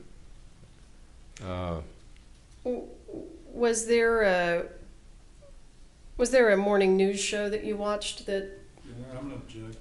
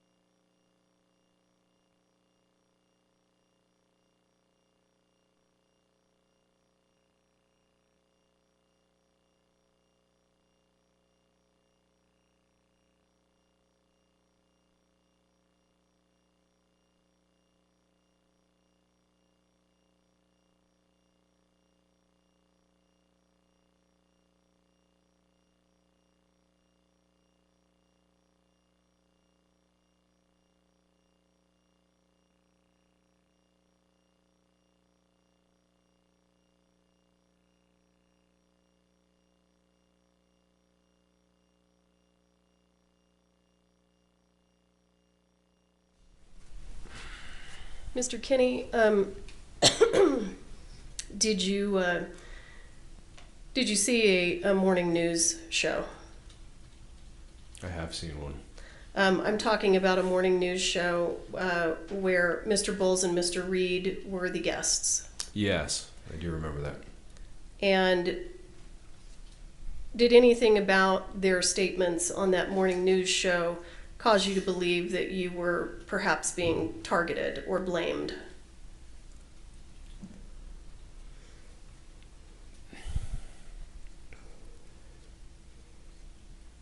That's difficult to answer. It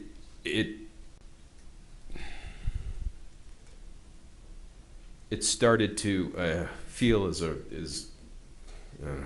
don't know if that's an appropriate word. It started to feel, knowing Thale and having been friends with him for a few years at that point, I understood who he was and how much he loves his daughter. So I felt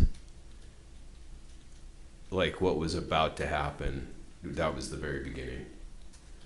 And that was essentially to ultimately try to pin the live ammunition on the set of Rust, that somehow it came, through me.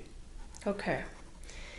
And Mr. Kinney, did Ms. Gutierrez, with the assistance of Mr. Bowles, file a lawsuit against you?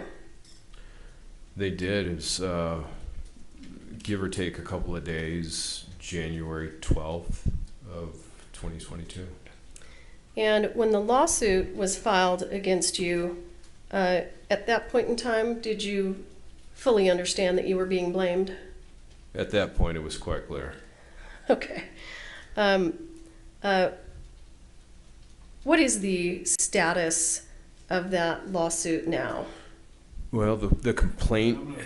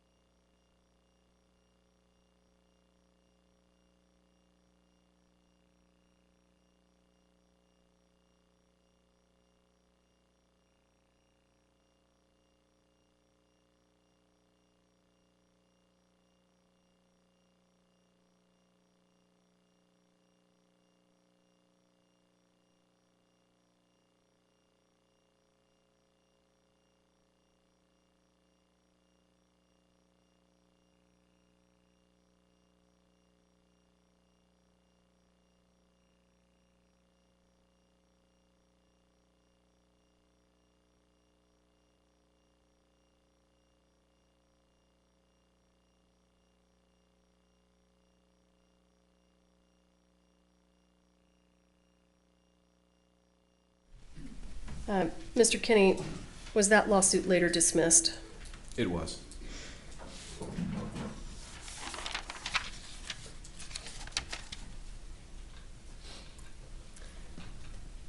I'll pass the witness.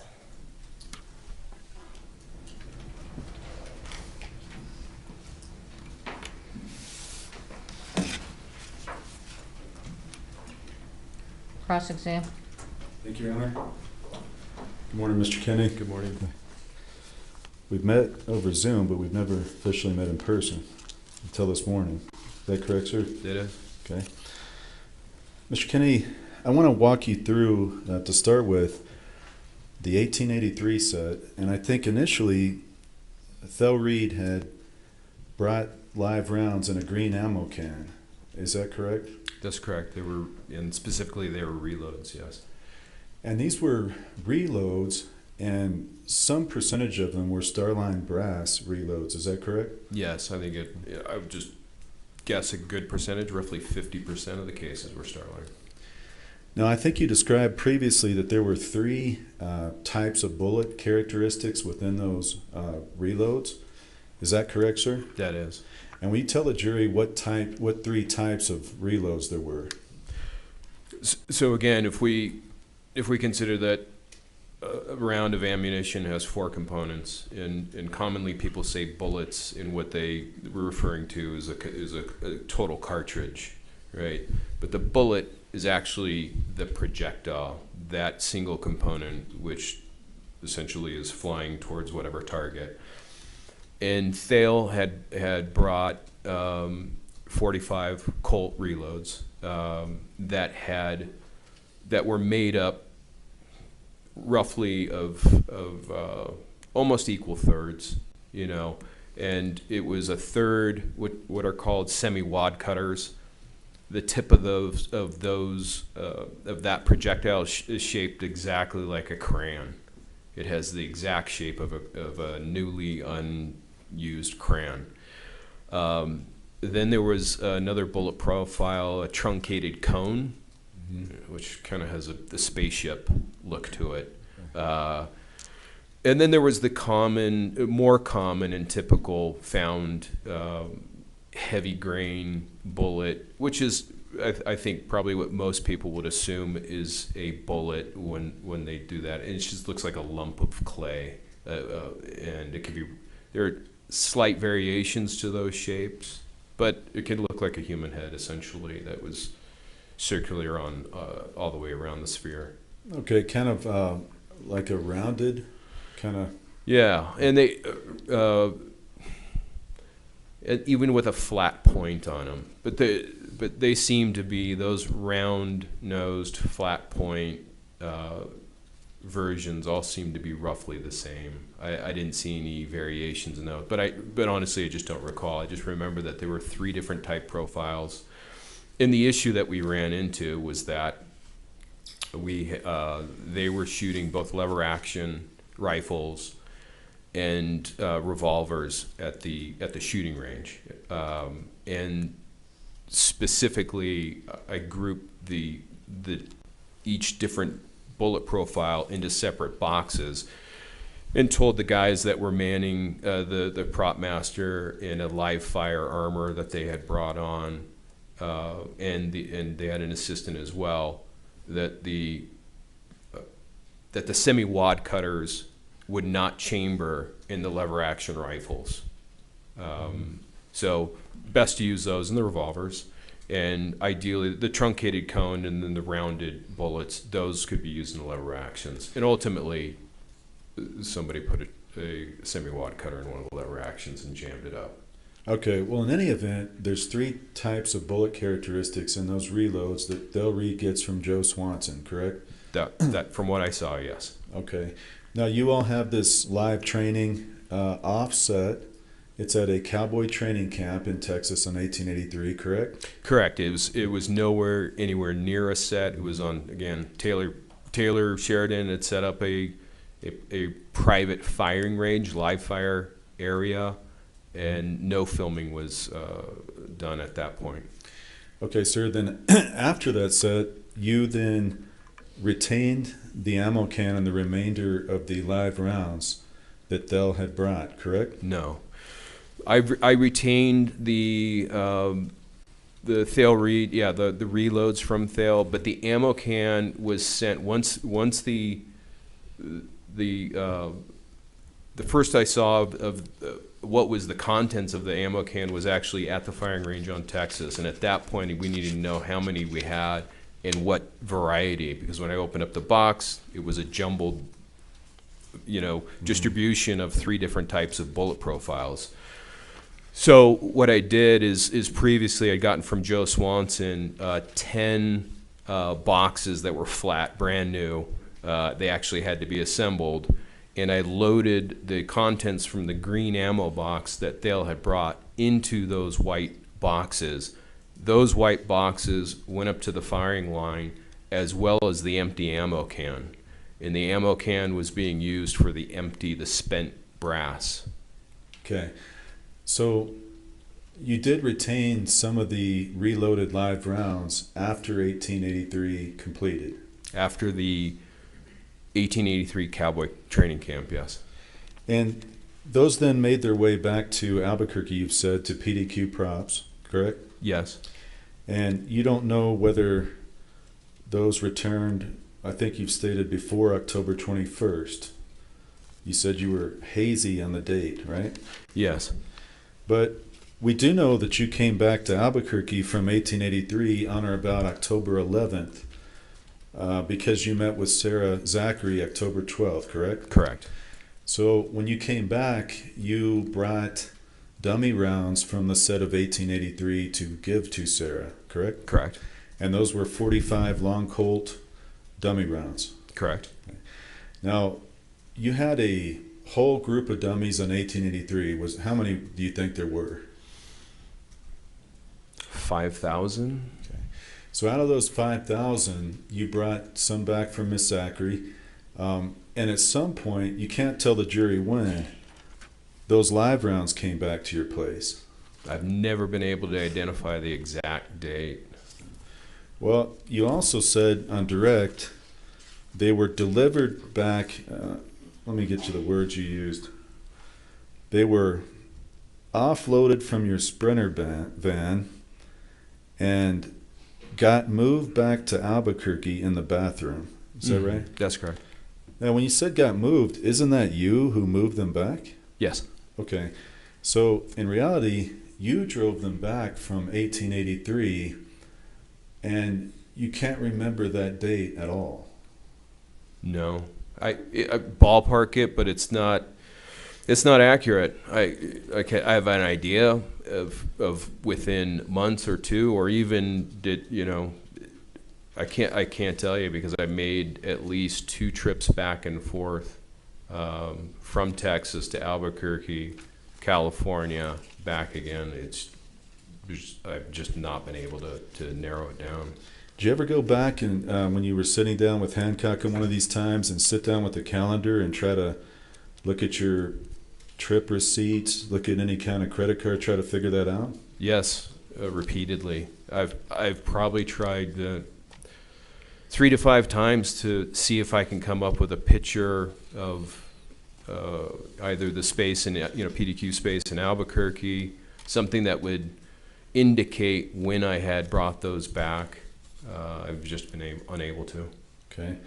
Now, you said that you brought these back, stored them in the bathroom, and you indicated that that could be a concerning situation if live rounds are stored in the same place as dummies. Is that fair?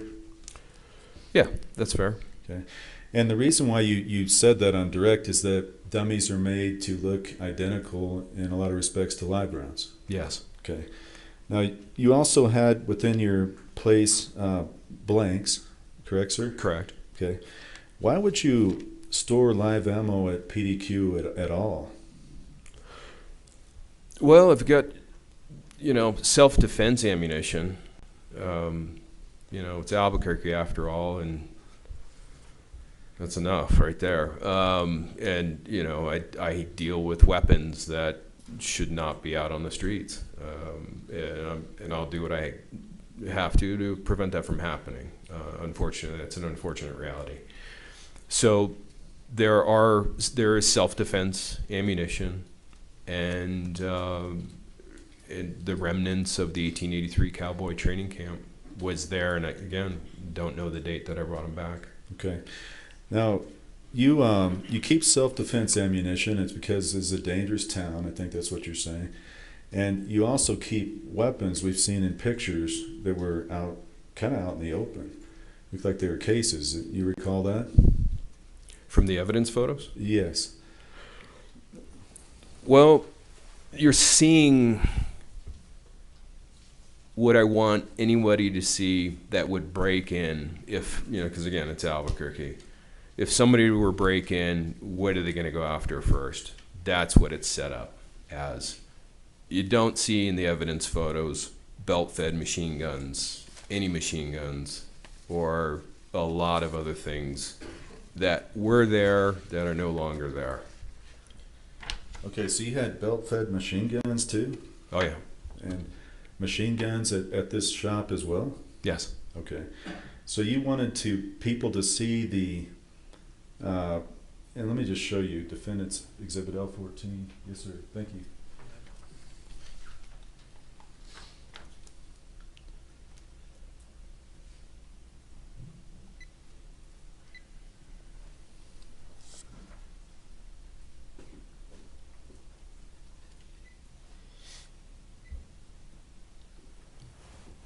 Thank you. Mr. Kenny, I'm going to show you Defendant's L14. And if you could describe, is this a picture inside PDQ props? It is.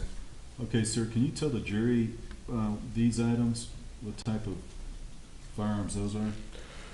Well, they look to be long arms, obviously because of the length, but what's inside those gun socks is a mystery. It could be anything from replicas, non-functioning shotguns, could be anything. So these were there on October 21st. Are you telling the jury you don't know what was inside those socks? Definitely not. I have hundreds of guns. Okay, are these hundreds of guns inside PDQ props? Yeah, as well as replica and rubber as well. And replicas they look exactly like a gun, but they are not. And if that's not how do we know that's October 21st? First of all, that shouldn't be. Not October 21st. I'm sorry. Yeah. I'm getting my date. Yeah, thanks for reminding me. Okay. This was the month after in November. This is search warrant photos. Yes. Yeah. I apologize. You're right. Okay. Yeah. So that was in November. And Mr. Kinney, what is this on the? Are these some rounds on the ground here? Everything in this room are going to be blanks or dummy rounds. Okay, but and I see them kind of laying in bags on the ground. Is that correct? Yes. So, did you have any kind of? Oh, first of all, before I ask you that, you have a lot of boxes stacked up on the shelves here. Do you see that? Yes, and that shelf holds entirely blanks. Okay. Did you have any sort of written inventory system for all your boxes and? Occasionally, I would go through and make a list of what I had. It was casual. What do I need? Joe Swanson would say, "Hey, I'm running off a batch of 223 blanks and or 9mm, whatever it was." And if I was on the road, it would be helpful to kind of have an idea about that. But there's no spreadsheet of inventory that I kept.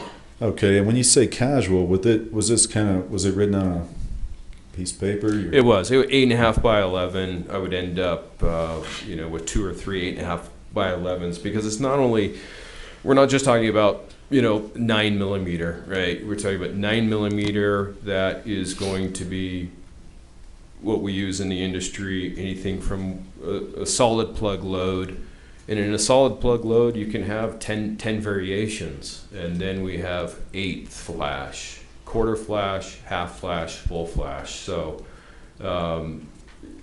you had to know what your inventory is by memory for the most part. And occasionally, you know, if inventory got too high in one area, I'd say, well, definitely don't, you know, if Joe says, hey, do you need any of this?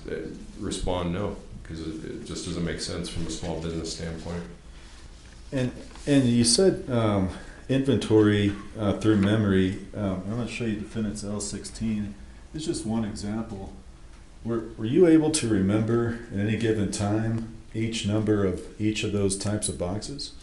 Well, if I'm handling it on a daily basis, yes. Deficiencies mostly. Well, and for example, when you have to invoice, like the Russ said, do you have any procedure that kind of tells you how you're going to invoice that? Typically what I'll do is very quickly, usually movie productions, television productions are last minute, and oftentimes the invoicing comes a week or two after the service has been provided. And so oftentimes I'll quickly jot down what it is that's being sent, take a picture of it, and oftentimes things go, you know, if they're shipped, everything goes overnight. So it's a last minute kind of business. Okay. Your Honor, may I approach? I'll show this.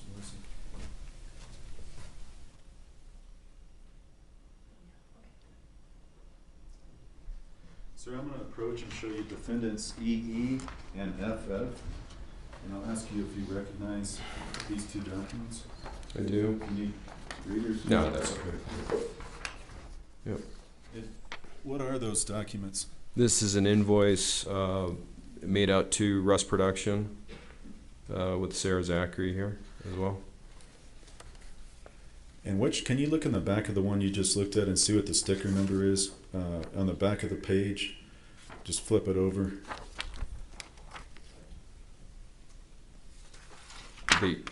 Yeah, that little sticker, FF, does that say that? That says FF. Yeah. Okay. Yeah. So you just read for the record from FF, and what is EE? The other exhibit? You haven't introduced these. No, I was just going to ask to move them in, Your Honor. Just have them identify EE. Okay. So FF is an invoice for blank ammunition as well as dummy rounds. Okay, and is that your invoice, sir? Yes, it is. And is it the same for EE? If you could take a look at that. And this EE is an invoice for guns, replicas, rubber guns, gun bags and socks. Okay, and not get into the contents, you just recognize that, do you not? I do. Okay. Yep. I would move for the omission of those two exhibits. No objection. EE and FF are admitted. You may publish. Thank you, Your Honor. Defendants.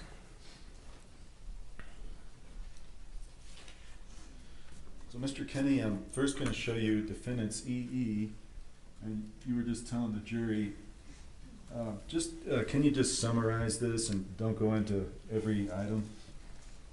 Sure. This is the gun, replica, and rubber invoice to the Russ Production from PDQ. Mr. Bowles, hold the exhibit real quick. Can we approach one? Yes.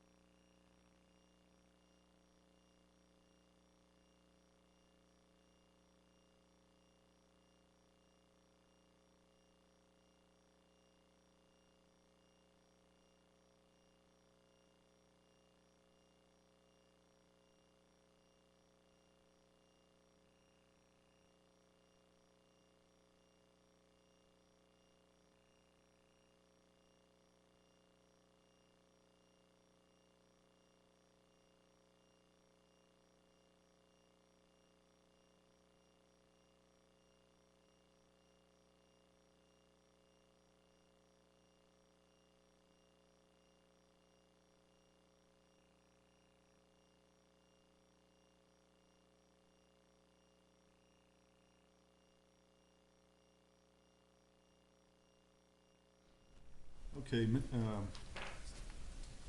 Mr. Kenny, if you can just summarize that for the jury? So that invoice is from PDQ to Rust Production for firearms, replica firearms, as well as rubber firearms.